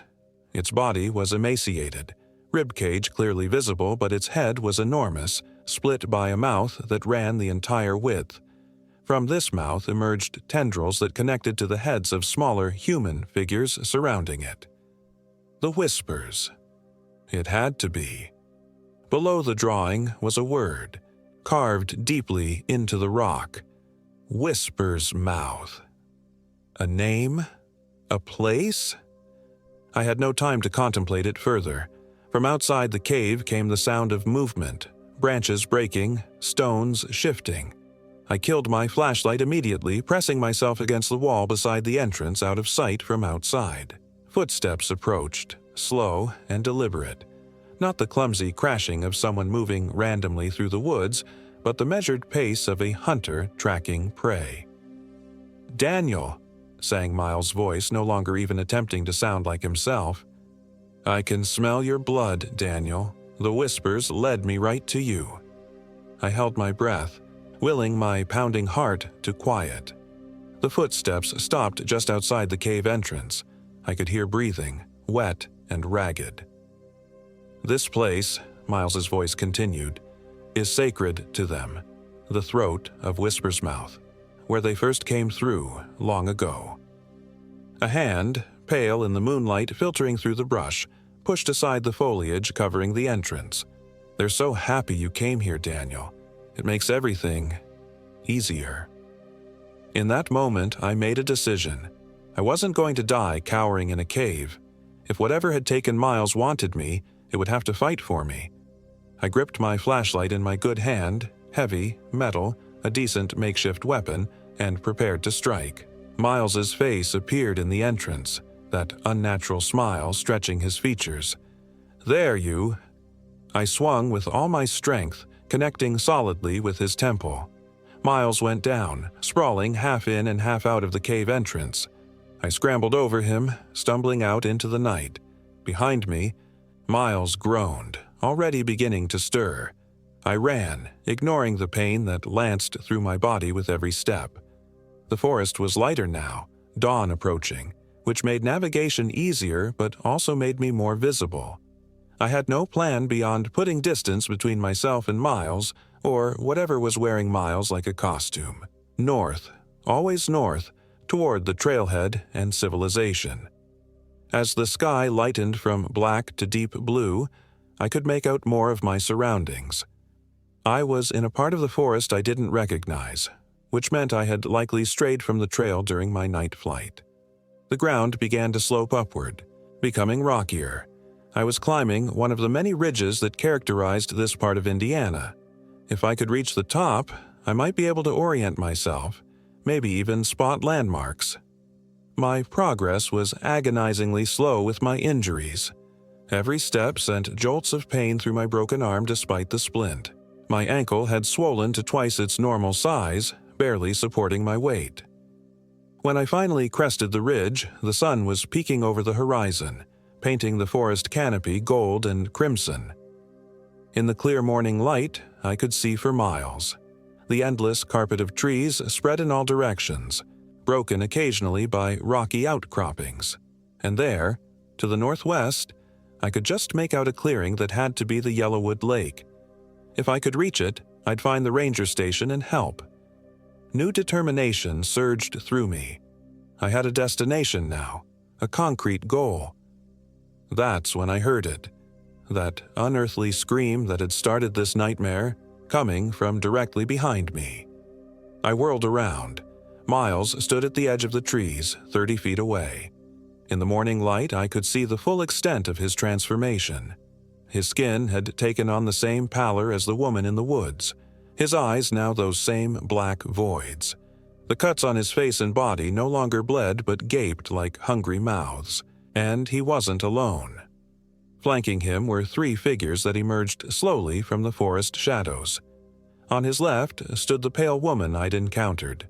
On his right, an elderly man in tattered hiking clothes, his neck bent at an impossible angle, clearly broken, and beside him a young boy, no more than 10, with the same black eyes and unnatural smile. "You see now, Daniel." Miles's voice had changed further, becoming a chorus of voices speaking in unison. "The whispers need bodies, strong bodies, your body." "What are you?" I demanded, backing away slowly. "We are the caretakers, the vessels, the mouths through which the whispers speak." Miles spread his arms. "We have been here since the beginning, waiting for the right bodies to continue our work." "What work?" "Opening the way, widening the throat of Whisper's mouth so they can all come through." That terrible smile widened. "Your friend was strong, but his mind broke too easily.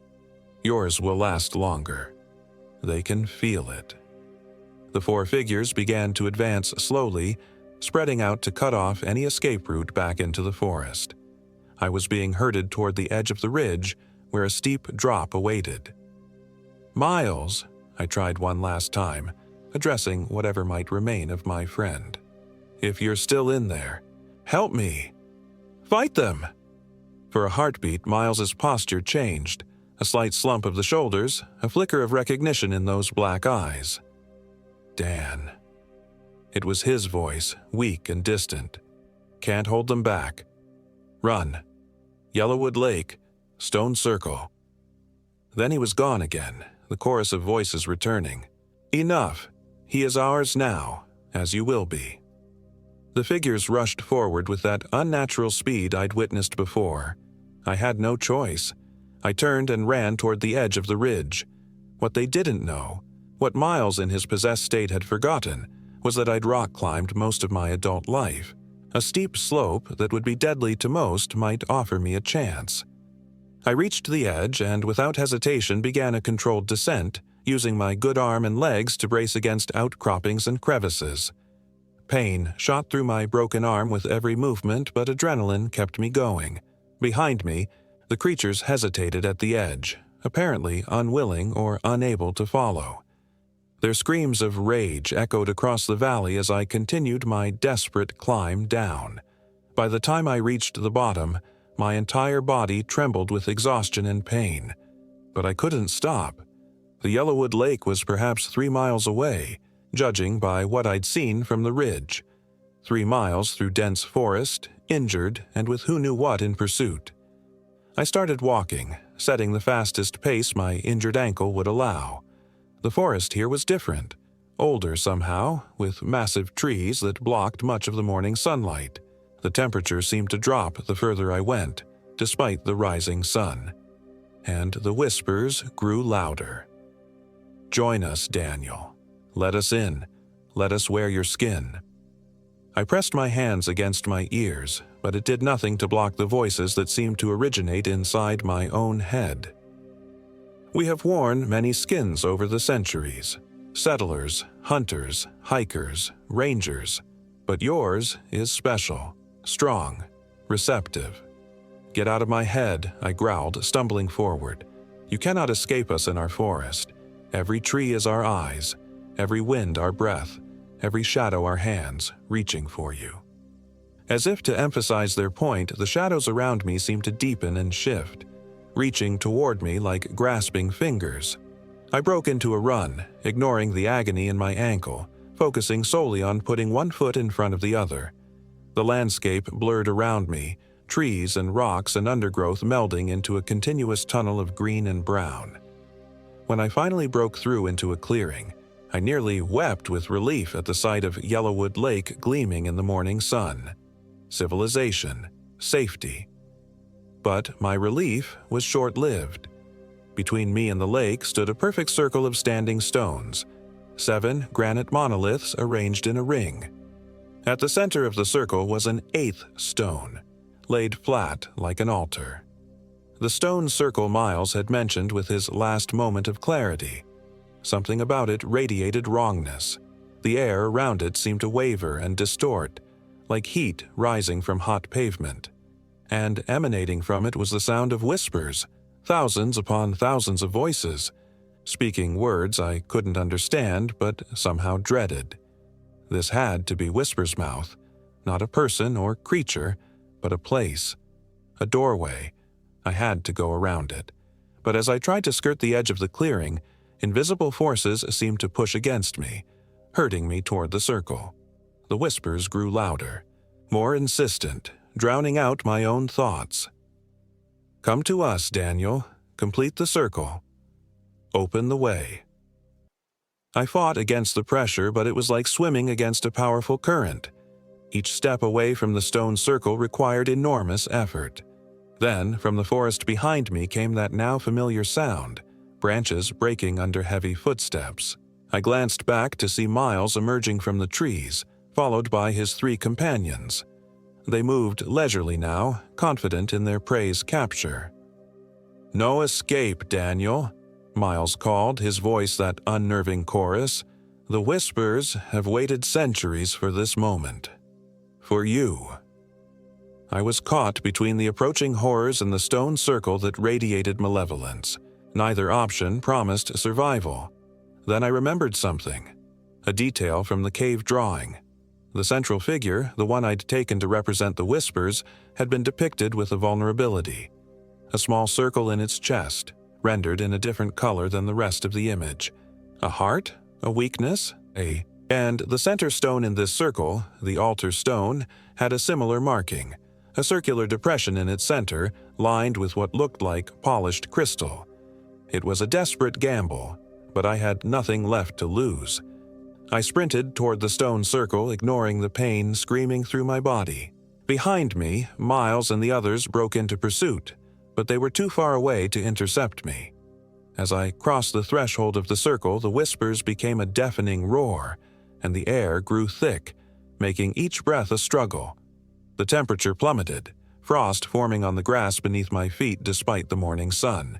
I reached the center stone and examined the depression more closely. It was lined with crystal, as I'd thought, but the crystal was dull, lifeless. "Stop him!" Miles shrieked, the chorus of voices now discordant with panic. "He must not close the throat." "Close the throat? So I was right. This was some kind of doorway, and that crystal depression was the key. But how to close it? The pale woman reached the edge of the circle first but seemed unable to cross the boundary. She paced like a caged animal, her black eyes fixed on me with hatred. "Blood," she hissed. "It needs blood to close as it needed blood to open. But you'll never sacrifice what's needed." Blood. Of course. With grim determination, I unwrapped the splint from my broken arm. The pain made my vision swim, but I persisted. Using my teeth and good hand, I tore a strip from the bottom of my shirt and tied it around my upper arm as a tourniquet. Then, bracing my broken arm against the altar stone, I slammed it down with all my weight. The agony was beyond description. I screamed as the broken bone ends ground together and pierced my skin from within. Blood welled up, running down my arm onto the crystal depression. The effect was immediate. The crystal began to glow with an internal light, changing from dull gray to brilliant blue. The whispers rose to a shrieking crescendo, then abruptly ceased. Silence fell across the clearing. The pressure in the air vanished. The frost receded. And at the edge of the circle, Miles and the others convulsed, their bodies contorting in agony. "No!" they screamed in unison. "Centuries of preparation. You cannot close the way." But it was happening. The glow from the crystals spread to the standing stones, running along invisible lines connecting them. The entire circle hummed with power. Miles fell to his knees, back arching unnaturally. From his mouth poured a thick black mist that twisted and writhed in the air like a living thing. The pale woman, the old man, and the boy were undergoing similar transformations, black smoke pouring from their eyes, mouths, and nostrils. The mist coalesced above the circle, forming a vaguely humanoid shape that matched the creature from the cave drawing: emaciated body, massive head split by an enormous mouth. It let out a sound that was part scream, part static, like 1,000 radio stations playing simultaneously. "You will not banish us again," the voice thundered, rattling the very air. "We have waited too long." The creature reached for me with appendages like smoke and shadow, but the glowing barrier of the circle held it at bay. The crystal in the center stone grew brighter, pulsing with each drop of my blood that fell upon it. I collapsed to my knees, lightheaded from pain and blood loss. Through tunneling vision, I watched as the smoky entity thrashed and shrieked, its form gradually compressing, being drawn into the crystal like water down a drain. "We will return, Daniel Mercer," it promised as it diminished. "The whispers always find a way. We have eternity to wait." With a final, unearthly howl, the entity vanished, sucked completely into the crystal.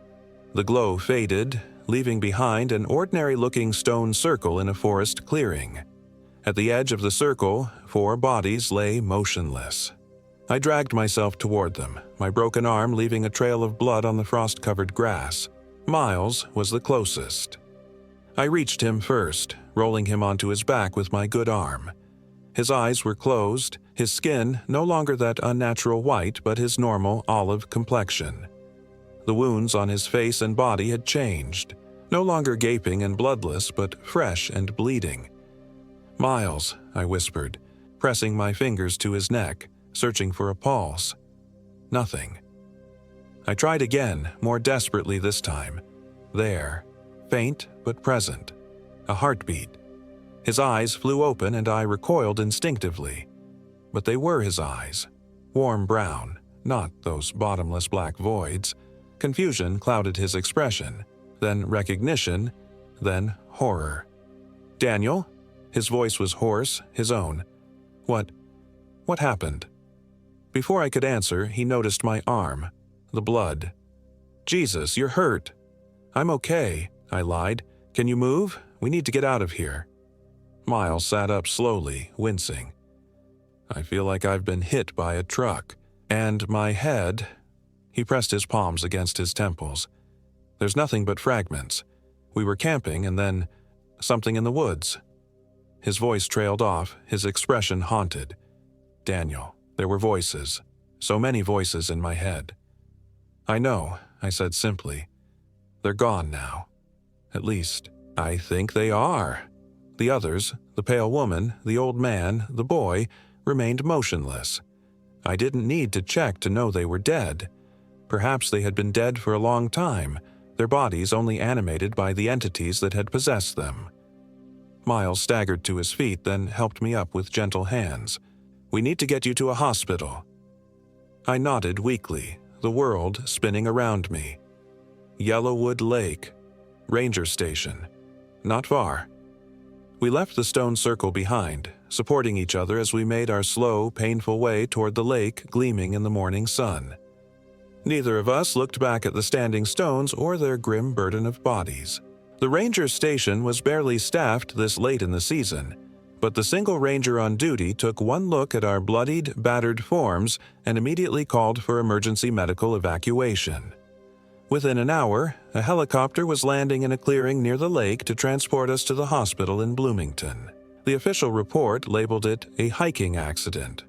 We'd strayed from the trail, fallen down a steep slope, been attacked by unknown wildlife. The details varied depending on who was asking. The rangers found the bodies in the stone circle, identifying them as hikers reported missing over the past 5 years. The cause of death for all three was listed as exposure and wildlife predation. No mention was made of possession, of whispering entities from beyond, of doorways opened and closed by blood. Who would believe such things? Miles and I were released from the hospital after 3 days. My broken arm was set properly, my other injuries treated.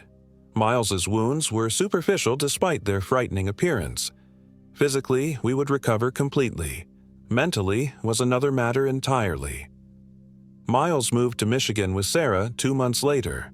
They named their daughter Lily, and Miles sends me pictures sometimes, but we haven't spoken in person since that day in the forest. I think we're both afraid of what we might see in each other's eyes, some remnant of the whispers, some echo of what we experienced. I still wake screaming some nights, convinced I can hear whispering voices at the edge of hearing. On the worst nights, I swear I can see black mist seeping under my bedroom door, forming tendrils that reach for me as I sleep. I've researched the history of Yellowwood State Forest extensively in the years since our encounter. The land was originally inhabited by Miami and Shawnee tribes who called the area the place of dark speaking in their languages. They avoided a specific region within the forest that matches the location of the stone circle, believing it to be a thin place where spirits could pass between worlds. European settlers later reported hearing voices in that same area. Several disappeared over the years while others emerged changed, speaking of the whispers that lived in the trees and stones. The stone circle itself doesn't appear in any official park documentation or maps. When I called the ranger station to ask about it, they denied its existence entirely. But I know what I saw, what I experienced, what I stopped, or at least delayed. Sometimes I catch myself staring at the scar on my left arm where the bone broke through skin, wondering if I gave enough blood to close the doorway permanently, or if I merely bought time, wondering if the whispers are still there, in their forest, waiting for another chance to break through.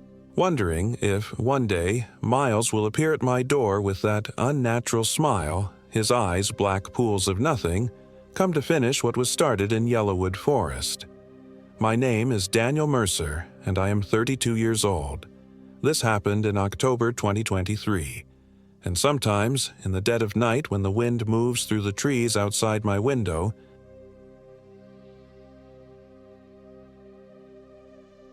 My name is Marcus Haywood, and I am 34 years old. This happened in October 2024. The crisp autumn air filled my lungs as I stepped out of my car, stretching my legs after the long drive from Indianapolis. Yellowwood State Forest stretched before me, its trees ablaze with red and gold.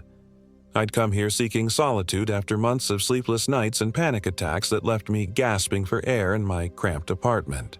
The divorce had been finalized just 2 weeks ago, and the emptiness of my home felt more suffocating than comforting. "This is exactly what you need," my therapist had said. "Reconnect with nature. Find your center again." I grabbed my backpack from the trunk, packed with enough supplies for a 5-day solo camping trip. The ranger station was quiet as I signed in, noting my planned route through the backcountry trails. The older man behind the counter glanced at my signature, then at me, his weathered face unreadable. "Heading to Scarso-Fat Ridge?" he asked, tapping the map where I'd marked my route. "That's the plan. I've heard it's beautiful this time of year." He nodded slowly. "It is, but stick to the marked trails, especially after dark. We've had some incidents lately." "Incidents?" I asked. "Hikers getting turned around, thinking they see things." He shrugged.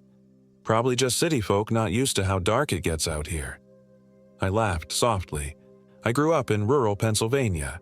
I know how dark the woods can get. The ranger didn't smile back. "Not like this, you don't." He stamped my permit. "Check back in when you return. If you're not back by your exit date, we'll send someone looking." The warning should have unsettled me, but instead, it filled me with a strange excitement. After months of feeling nothing but numbness and anxiety, even unease felt like a welcome change. The first day's hike was uneventful but beautiful. 6 miles in, I found a small clearing near Yellowwood Lake and set up camp.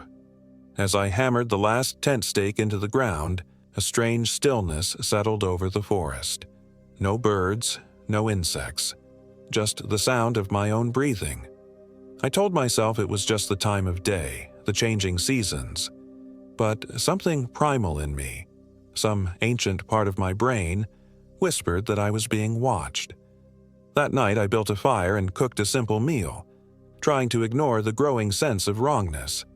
The flames cast dancing shadows across the trees, and more than once I found myself staring into the darkness, convinced I'd seen movement just beyond the firelight.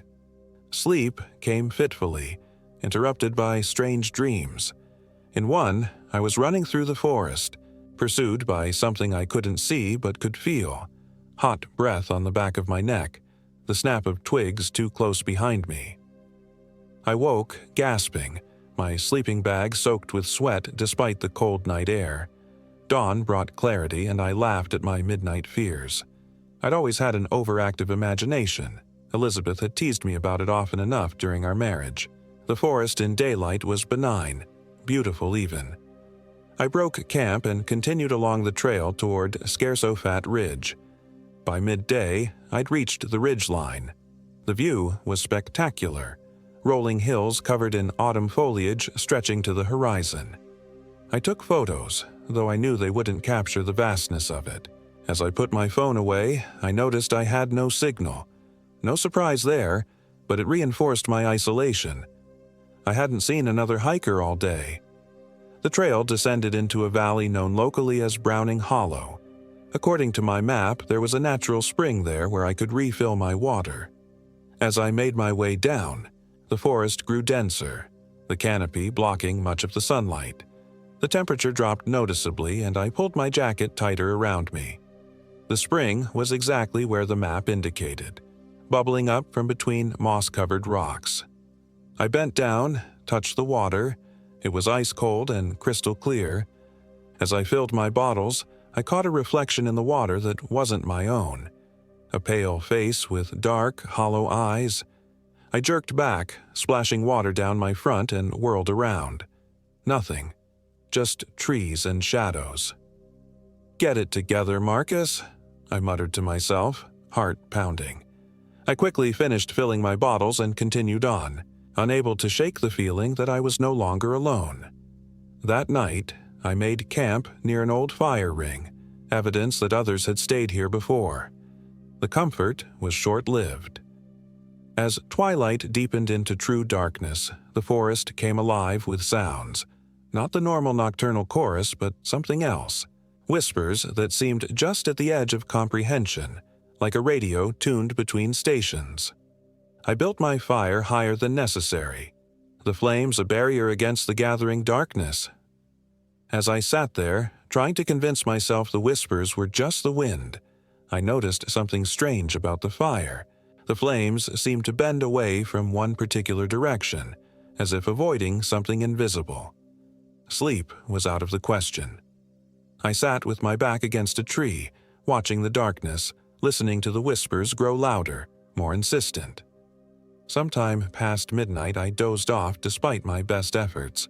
The dream came again, more vivid this time, running through endless trees, pursued by something ancient and hungry. But this time, there was more. Glimpses of a twisted figure moving between the trees, always just out of clear sight. And a name, repeated like a mantra in those whispered voices. Trowelfoot. I woke to pale dawn light and a profound sense of dread. My fire had gone out, and the temperature had dropped dramatically overnight. Frost covered my tent and the surrounding ground. October in Indiana could be cold, but this felt wrong, like winter had descended in the night. As I packed up my gear, I found strange markings carved into the tree I'd slept against. Crude symbols I didn't recognize. They hadn't been there the night before. My hands shook as I ran my fingers over the rough cuts in the bark. They were fresh, the exposed wood still moist. Someone, or something, had been inches from my head while I slept. I should have turned back then, hiked out to the ranger station, reported the vandalism, and gone home to my empty apartment. But some stubborn part of me refused to be chased away. I'd come here to find something. Peace, clarity, a reminder that I could still feel something besides grief and anxiety.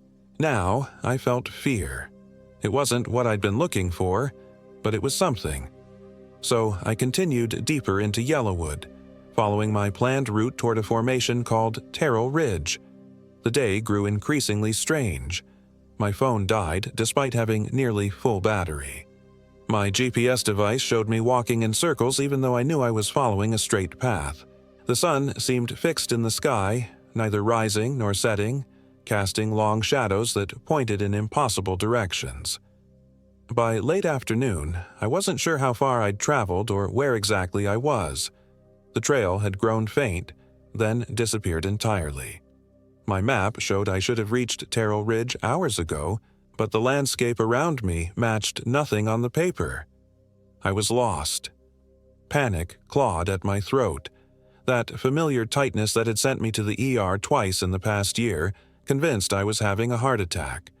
I forced myself to breathe deeply, to focus on the present moment. "Think, Marcus," I said aloud, my voice startling in the silence.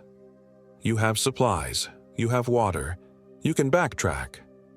I turned to retrace my steps and found my own footprints in the soft earth. I followed them, relief washing over me. But after 20 minutes of walking, the footprints led to a small clearing I didn't recognize. In the center stood a crude structure, a kind of altar made of stacked stones. Atop it sat a small figure carved from dark wood. I approached cautiously, drawn by a morbid curiosity. The carving depicted a twisted humanoid form with 2 long limbs and a featureless face. Its feet were misshapen, almost like trowels. Trowelfoot. The name from my dream echoed in my mind. I reached out to touch the figure, then pulled back, suddenly afraid. Instead, I took a photo, proof that I hadn't imagined it. The snap of a twig behind me made me spin around. At the edge of the clearing stood a man. He was tall and thin, dressed in old, dirty clothes that might once have been a uniform of some kind. His face was gaunt, eyes sunken but bright with an unsettling intensity. "You shouldn't be here," he said, his voice raspy as if from disuse. I struggled to find my voice. "I'm just hiking. I got a little turned around. Nobody comes to this part of Yellowwood. Not anymore." He took a step forward. "Not since what happened to the CCC boys back in '35. "CCC?" I asked, trying to keep him talking while I gauged whether I could outrun him if necessary.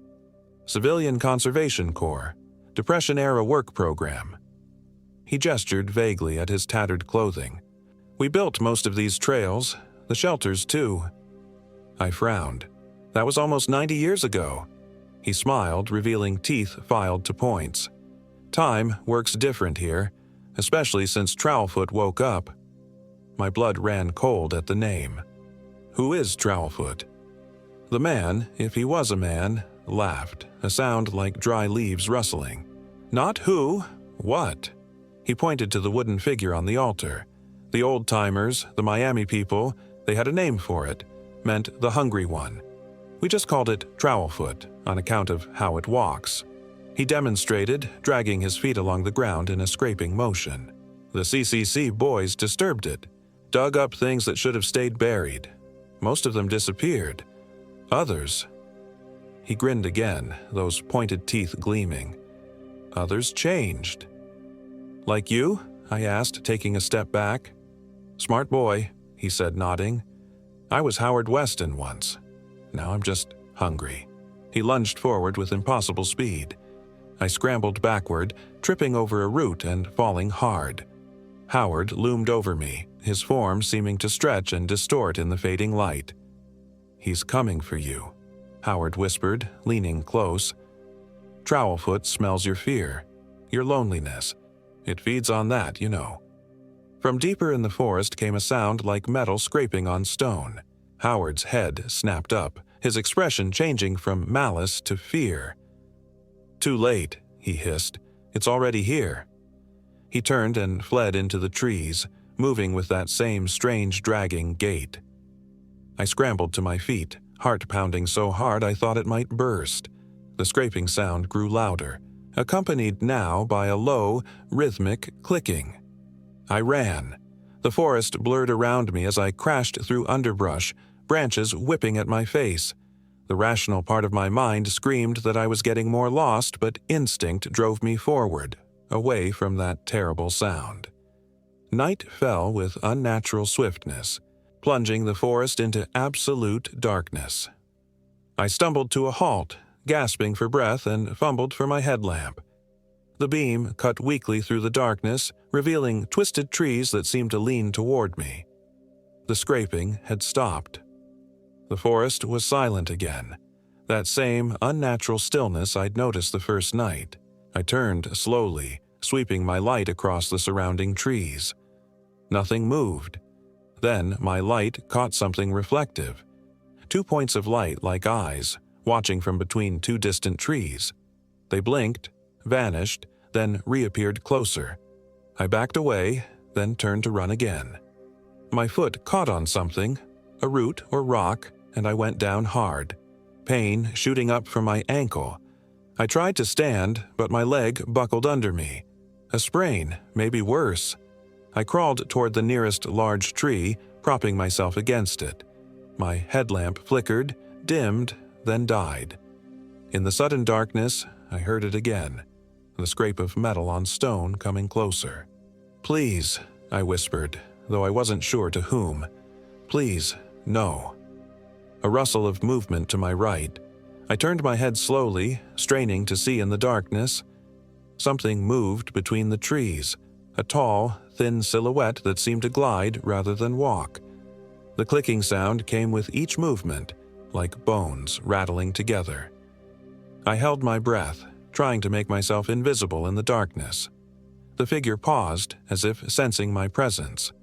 Then it turned, facing me directly. In the faint moonlight now filtering through the trees, I could make out its form. Vaguely humanoid but wrong, with limbs too long and joints that bent in impossible ways. Its feet were flat and wide, scraping along the ground with each step. Trowelfoot. The creature moved toward me with jerky, unnatural motions. I pressed myself against the tree, paralyzed with terror. As it drew closer, I could see its face, or rather, the absence of one. Where features should have been was only smooth. Pale skin stretched over bone, with a single vertical slit where a mouth should be. The slit opened, revealing darkness and rows of needle-like teeth. A long, thin tongue emerged, tasting the air like a snake. A sound emanated from the creature, not from its mouth slit, but from somewhere deeper inside it. That same whisper I'd been hearing in the forest, but clear now. "Feed me, feed me, feed me." I screamed then, a primal sound torn from my throat. I lashed out with my arms, trying to push myself up despite my injured ankle. Pain shot through my leg, but adrenaline gave me strength. I lurched to my feet, putting weight on my injured ankle, and stumbled forward. The creature, Trowelfoot, made a sound like metal scraping against metal and reached for me with elongated fingers. They brushed my jacket as I stumbled past, sending ice-cold shivers down my spine. I hobbled as fast as I could, each step sending daggers of pain up my leg. Behind me, I heard the scraping sound as Trowelfoot pursued, unhurried but relentless. It didn't need to run. It knew I couldn't escape. Through the trees ahead, I caught a glimpse of light. Warm, yellow light. Hope surged through me. A cabin? Another camper? I altered my course, moving toward it. The light grew brighter, resolving into the glow of windows. A cabin, small but solid, stood in a small clearing. Smoke rose from its chimney. I stumbled toward it, glancing over my shoulder. The dark shape of Trowelfoot moved between the trees, still coming. I reached the cabin door and pounded on it with my fist. "Help! Please, let me in!" For a terrible moment, nothing happened. Then the door swung open, revealing a young woman with dark hair pulled back in a practical ponytail. She took one look at me, then at the darkness behind me, and pulled me inside, slamming the door shut. "Salt," she said urgently, limping to a shelf and grabbing a canister. She thrust it into my hands. "Line the threshold and windows, quickly." I didn't question her, just did as she asked, pouring a thick line of salt along the base of the door while she did the same at the windows. Just as I finished, something heavy slammed against the door, making it shudder in its frame. "It's never been this aggressive," the woman said, her voice tight with fear. "What did you do to anger it?" I don't know," I stammered. "I got lost. Found some kind of altar with a wooden figure. Met a man named Howard who said he was from the CCC. She inhaled sharply. "You found Trowelfoot's altar? And Howard? You saw Howard Weston?" I nodded, collapsing into a chair as the adrenaline began to fade, leaving me shaking and weak. "He said he worked for the CCC in 1935. "That's impossible," she said. "Howard Weston disappeared in 1935. All the CCC workers in that unit did." Outside, the scratching continued, moving from the door to the windows. A low, rhythmic clicking accompanied it, like fingernails tapping on glass. "I'm Rebecca Caldwell," she said, checking that all the windows were secured. "I'm a folklorist from Indiana University. I've been researching the legends of Yellowwood for my dissertation." "Marcus Haywood," I replied. What is that thing?" Rebecca sat down across from me, her face grim in the firelight. "The Miami people who lived in this region had stories about it. A spirit that fed on fear and loneliness. They called it Wiishiktakwa, the Hungry One. When the CCC came through in the 30s, they disturbed something in the deep woods. Howard said they dug up things that should have stayed buried." She nodded. "There was an incident in 1935. An entire CCC work unit, 20 men, disappeared while cutting a trail through this part of the forest. The official report said they deserted, but—" She gestured at the door where the scratching continued. "Local legend says they woke something up." Another slam against the door made us both jump. "The salt won't hold it forever," Rebecca said quietly. "Nothing does. It's gotten stronger over the years, feeding on lost hikers, isolated campers." She looked at me intently. People who are already carrying darkness inside them. Grief. Loneliness. It smells like a shark smells blood. I thought of my divorce, the crushing weight of failure and abandonment I'd been carrying. "How do you know so much about it?" A shadow crossed her face. "Because it took my brother. 3 years ago, we were hiking and he wandered off the trail. By the time I found him, he was different, like Howard, not fully human anymore. The scratching stopped abruptly. The silence that followed was somehow more terrifying. "It's trying to find another way in," Rebecca whispered. "It can't cross salt, but it's clever. It learns." "What do we do?" I asked, trying to keep the panic from my voice. "We wait for dawn. It's strongest at night. During the day, it has to retreat to its nest, I guess you'd call it." "And then what? We just walk out of here?" Rebecca shook her head. "No. It would follow us, track us. It's fixated on you now." She hesitated. "There's only one way to stop it, according to the legends." "How?" "We have to destroy the altar and the effigy, burn them both, then scatter the ashes in running water." I stared at her. "You want to go back to that clearing, where that thing lives? It's the only way. Otherwise it will hunt you forever, and eventually it will get you. Or worse, you'll become like Howard, trapped between human and whatever Trowelfoot is." A new sound from outside, a low, keening wail that raised the hair on my arms. It sounded almost like weeping. "It's trying to make you feel sorry for it," Rebecca said, her voice hard. "Don't listen, it's a trick." The wailing changed, becoming a perfect imitation of Elizabeth's voice. Marcus, please help me. I'm scared." My heart clenched. "How is it doing that?" "It pulls images from your mind, uses them against you." Rebecca's face was pale. "The first night after my brother changed, it came to my camp using his voice, begging me to let him in." The night stretched endlessly, filled with Trowelfoot's attempts to lure us out, voices of loved ones, promises of safety, and when those failed, threats and sounds of such primal terror that I had to cover my ears. Rebecca shared what she knew about the creature, pieced together from Miami legends and her own research. Trowelfoot had once been human, a shaman who sought power through dark rituals, feeding on the fear and suffering of others until he transformed into something inhuman. The CCC workers had inadvertently disturbed his burial site, awakening him. "The wooden effigy is a vessel," she explained. "It contains a piece of his essence. That's why destroying it might work." "Might?" I asked. She met my eyes steadily. "No one's ever tried and lived to tell about it.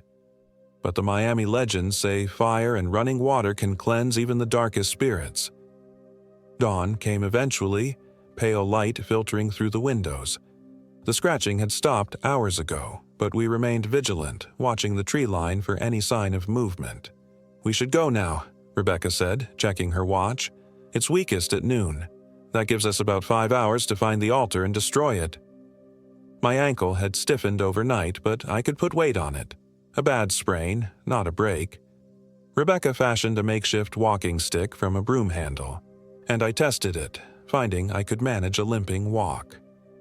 "I have a shotgun," she said, pulling it from under her bed. "Rock salt rounds. Won't kill it, but it'll hurt it enough to buy us time." She handed me a heavy iron fireplace poker. "Iron hurts it too. Swing hard if it gets close." We prepared as best we could. Rebecca packed salt, matches, and a bottle of accelerant in her backpack.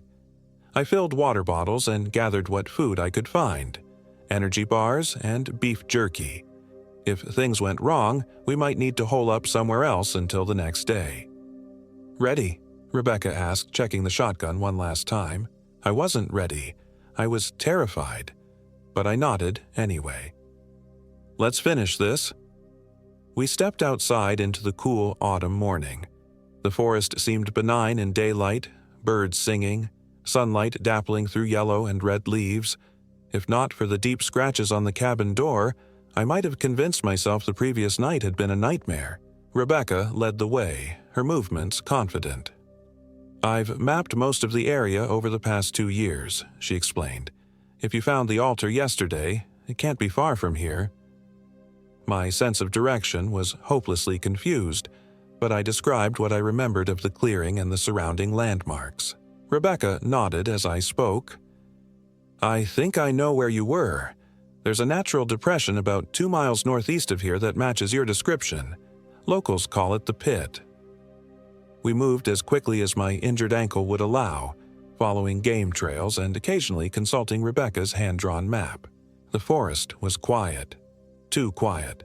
No squirrels chattered, no birds called. "It's watching us," Rebecca said softly. "It knows what we're planning." A twig snapped somewhere to our left. We both froze, listening. Nothing moved. "Keep going," Rebecca urged. "It won't attack directly in daylight." Another hour of tense walking brought us to the edge of a shallow depression in the earth. I recognized it immediately, the same clearing where I'd found the altar. But something was wrong. "It's gone," I said, scanning the clearing. "The altar was right in the center." Rebecca's face hardened. "It moved it. It can do that, reshape the forest to some extent." "So what now?" She pulled out her map, studying it intently. "There's one other place, a cave system near Browning Creek. Local legends say it was a sacred site for the Miami, a place where the veil between worlds is thin." "How far?" "Another mile, but it's rough terrain."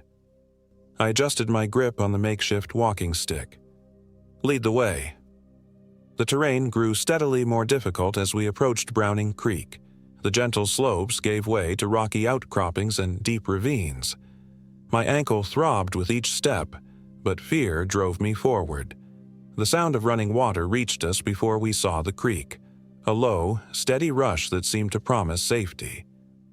Browning Creek cut through the forest, a ribbon of clear water flowing over smooth stones. "There," Rebecca said, pointing to a dark opening in the rock face across the creek. "That's the cave." We waded across, the cold water numbing my injured ankle. The cave mouth was small, barely tall enough to stand in, but opened into a larger chamber beyond. Rebecca pulled out a flashlight, its beam cutting through the darkness. The chamber was roughly circular, its walls covered in faded pictographs, stylized figures of animals and humans, and in the center, on a natural stone shelf, stood the altar I'd seen before, the wooden effigy of Trowelfoot perched atop it. "That's it," I whispered. Rebecca nodded grimly. She unslung her backpack and pulled out the salt and accelerant. "We need to work quickly. Form a circle of salt around the altar first, then douse the effigy." I took the canister of salt and began pouring a thick line around the stone altar while Rebecca uncapped the accelerant. The air in the cave felt heavy, oppressive, as if the very atmosphere resisted our actions. As I completed the salt circle, a low rumble emanated from deeper in the cave, like distant thunder or a giant stirring in its sleep. "Hurry," Rebecca urged, splashing accelerant over the wooden figure. The rumbling grew louder. Small stones dislodged from the cave ceiling, pattering around us.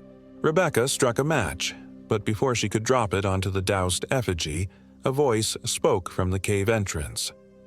"I wouldn't do that if I were you." We spun around. Howard Weston stood there, his gaunt form silhouetted against the daylight outside. Behind him stood 3 other figures, men and women with the same hollow-eyed look, their clothes from different eras but all tattered and worn. "The others," Rebecca breathed. "The ones it took." Howard smiled, those pointed teeth gleaming in the dim light. "We serve the hungry one now, and it is very, very hungry." Rebecca raised the shotgun. "Stay back, Howard." "You know that won't stop us," he said, taking a step forward. "Not all of us." The other figures moved into the cave, spreading out to block our escape. Their movements were jerky, uncoordinated, as if they weren't fully in control of their own bodies. Rebecca fired the shotgun. The blast was deafening in the confines of the cave. Salt rounds tore into Howard's chest, making him stumble back with a howl of pain, but he didn't fall. The wound smoked slightly, then began to close before our eyes. "We can't fight them all," I said, gripping the iron poker tightly. Rebecca nodded, her face pale but determined. "Light the effigy. I'll hold them off." She fired again, this time at one of the other figures, a woman in what looked like hiking clothes from the 1970s. The salt rounds hit her squarely, driving her back against the cave wall. I turned and ran for the altar, striking matches with trembling hands.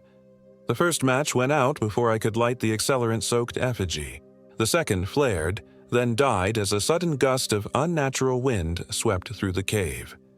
"Marcus, behind you!" Rebecca shouted. I spun around, swinging the iron poker blindly. It connected with something solid, one of the hollow-eyed people who had circled around while I was focused on the effigy. The man shrieked as the iron touched him, his skin blistering at the contact point. Rebecca fired again, keeping the others at bay. "Last rounds," she warned. I turned back to the effigy, struck my last match and shielded it with my body from the unnatural wind. The flame held. I touched it to the wooden figure. The effect was immediate and terrifying. The effigy burst into flames with a sound like 1,000 voices screaming at once. The hollow-eyed people fell to the ground, writhing in apparent agony. The cave itself seemed to react. The rumbling grew to a roar, and larger chunks of rock began falling from the ceiling. "Grab the burning effigy," Rebecca shouted over the noise. "We need to get it to the creek." I hesitated. The wooden figure was engulfed in blue-white flames that gave off no heat. Then I steeled myself and reached for it. The moment my fingers touched the burning wood, visions flooded my mind. Ancient rituals, blood sacrifice, a shaman transforming into something inhuman as his victims screamed around him. I recoiled, gasping, but forced myself to try again. This time I used the iron poker to lift the effigy from the altar. The flames continued to burn, cast in that eerie blue-white light. "Go!" Rebecca shouted, firing her last shot as Howard began to rise again. "I'm right behind you." I ran for the cave entrance. The burning effigy balanced on the poker. Behind me, I heard scuffling and a cry of pain that I hoped wasn't Rebecca's. The cave entrance seemed to have shrunk, forcing me to duck low as I emerged into daylight. The forest outside had transformed. The autumn colors were gone, replaced by twisted, black trees with no leaves. The sky overhead was dark with unnatural storm clouds, and the air smelled of decay and smoke. I staggered toward the creek, which now appeared to be boiling, steam rising from its surface. The burning effigy grew heavier with each step, as if it were fighting my efforts. From behind me came a sound I recognized, the scraping of metal on stone. I didn't need to look to know that Trowelfoot itself was coming, the full force of it, not just its servants.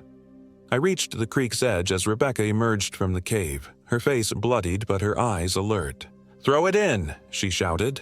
I swung the poker with all my strength, launching the burning effigy into the center of the creek. The moment it touched the water, a piercing scream tore through the forest. Not from behind us, but from everywhere at once, as if the land itself were in agony. The sky darkened further, the storm clouds swirling into a vortex above us. Lightning struck nearby trees, splitting them with thunderous cracks. The ground beneath our feet began to shake violently. "Run!" Rebecca grabbed my arm, pulling me away from the creek. We ran, stumbling through the transforming landscape as the forest seemed to tear itself apart around us. Trees uprooted themselves, crashing down dangerously close. The ground cracked open in places, steam hissing from the depths. I glanced back once. What I saw will haunt me forever.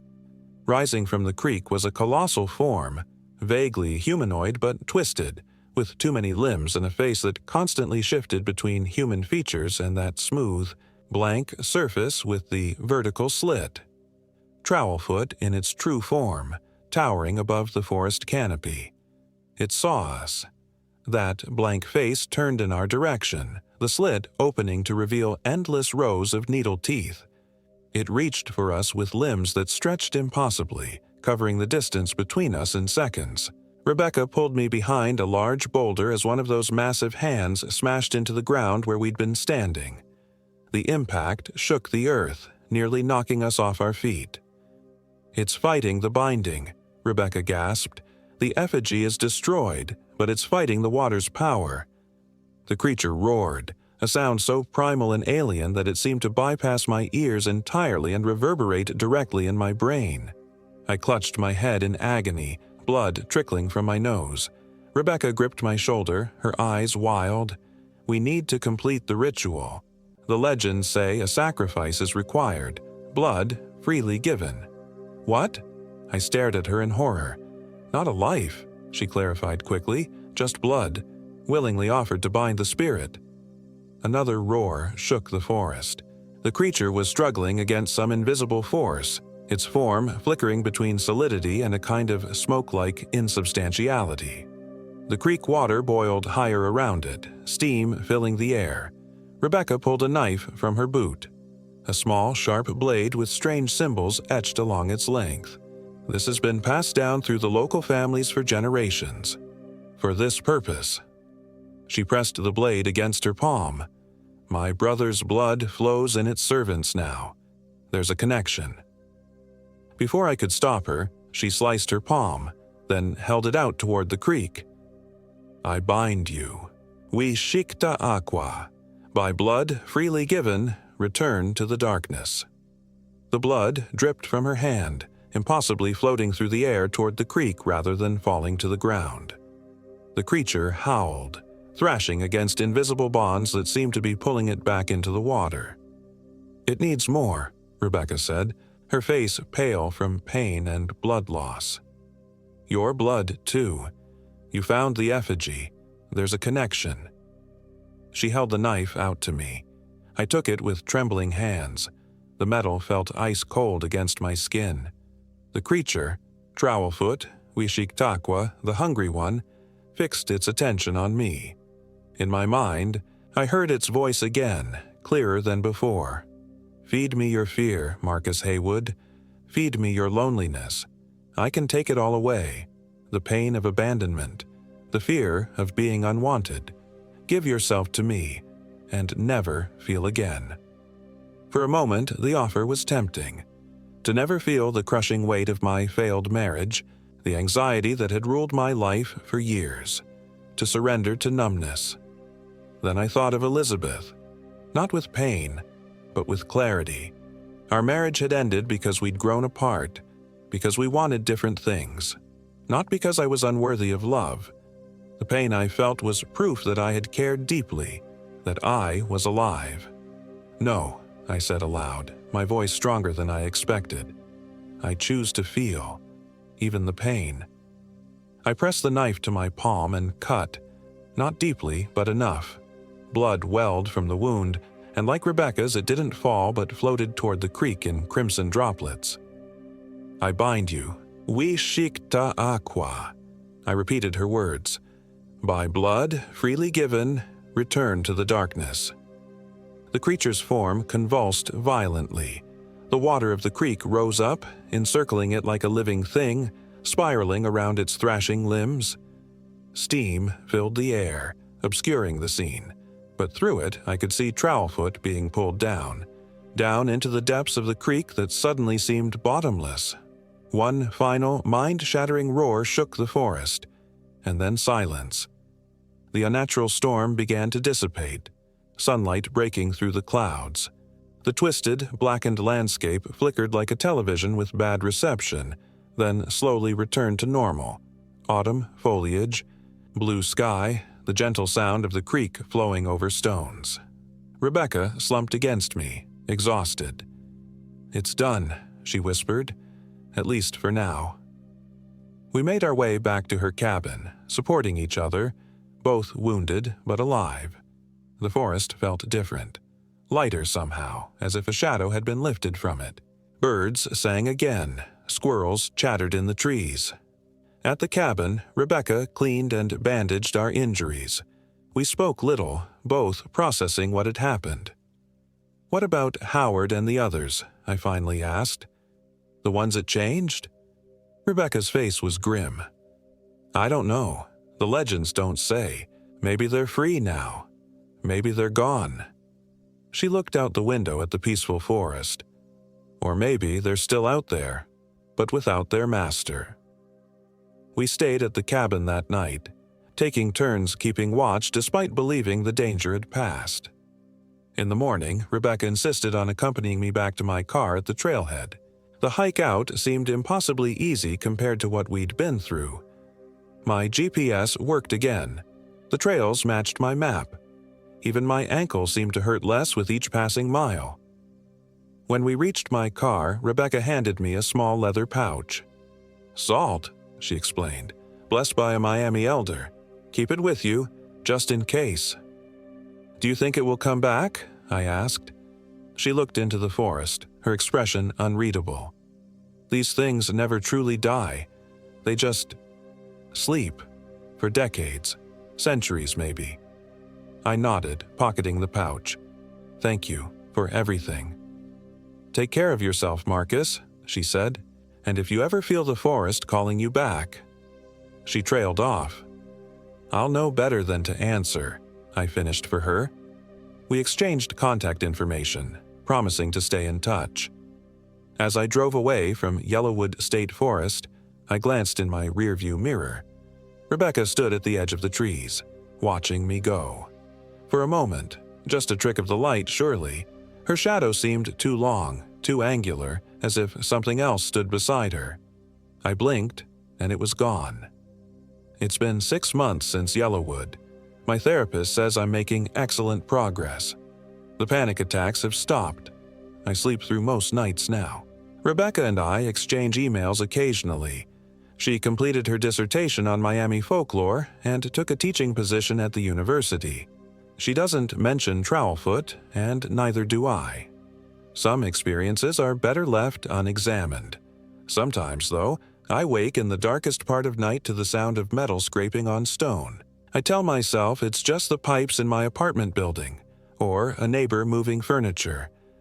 I almost believe it, and sometimes when I look in the mirror first thing in the morning, I think I see something different in my reflection. Just for a second. My eyes seem hollow, my smile a little too wide. Then I blink, and I'm just me again. I keep the pouch of salt on my nightstand, just in case, and I've started looking at job opportunities in Arizona. Somewhere dry, somewhere without forests. Because deep down, I know the truth. Trowelfoot is patient and very, very hungry.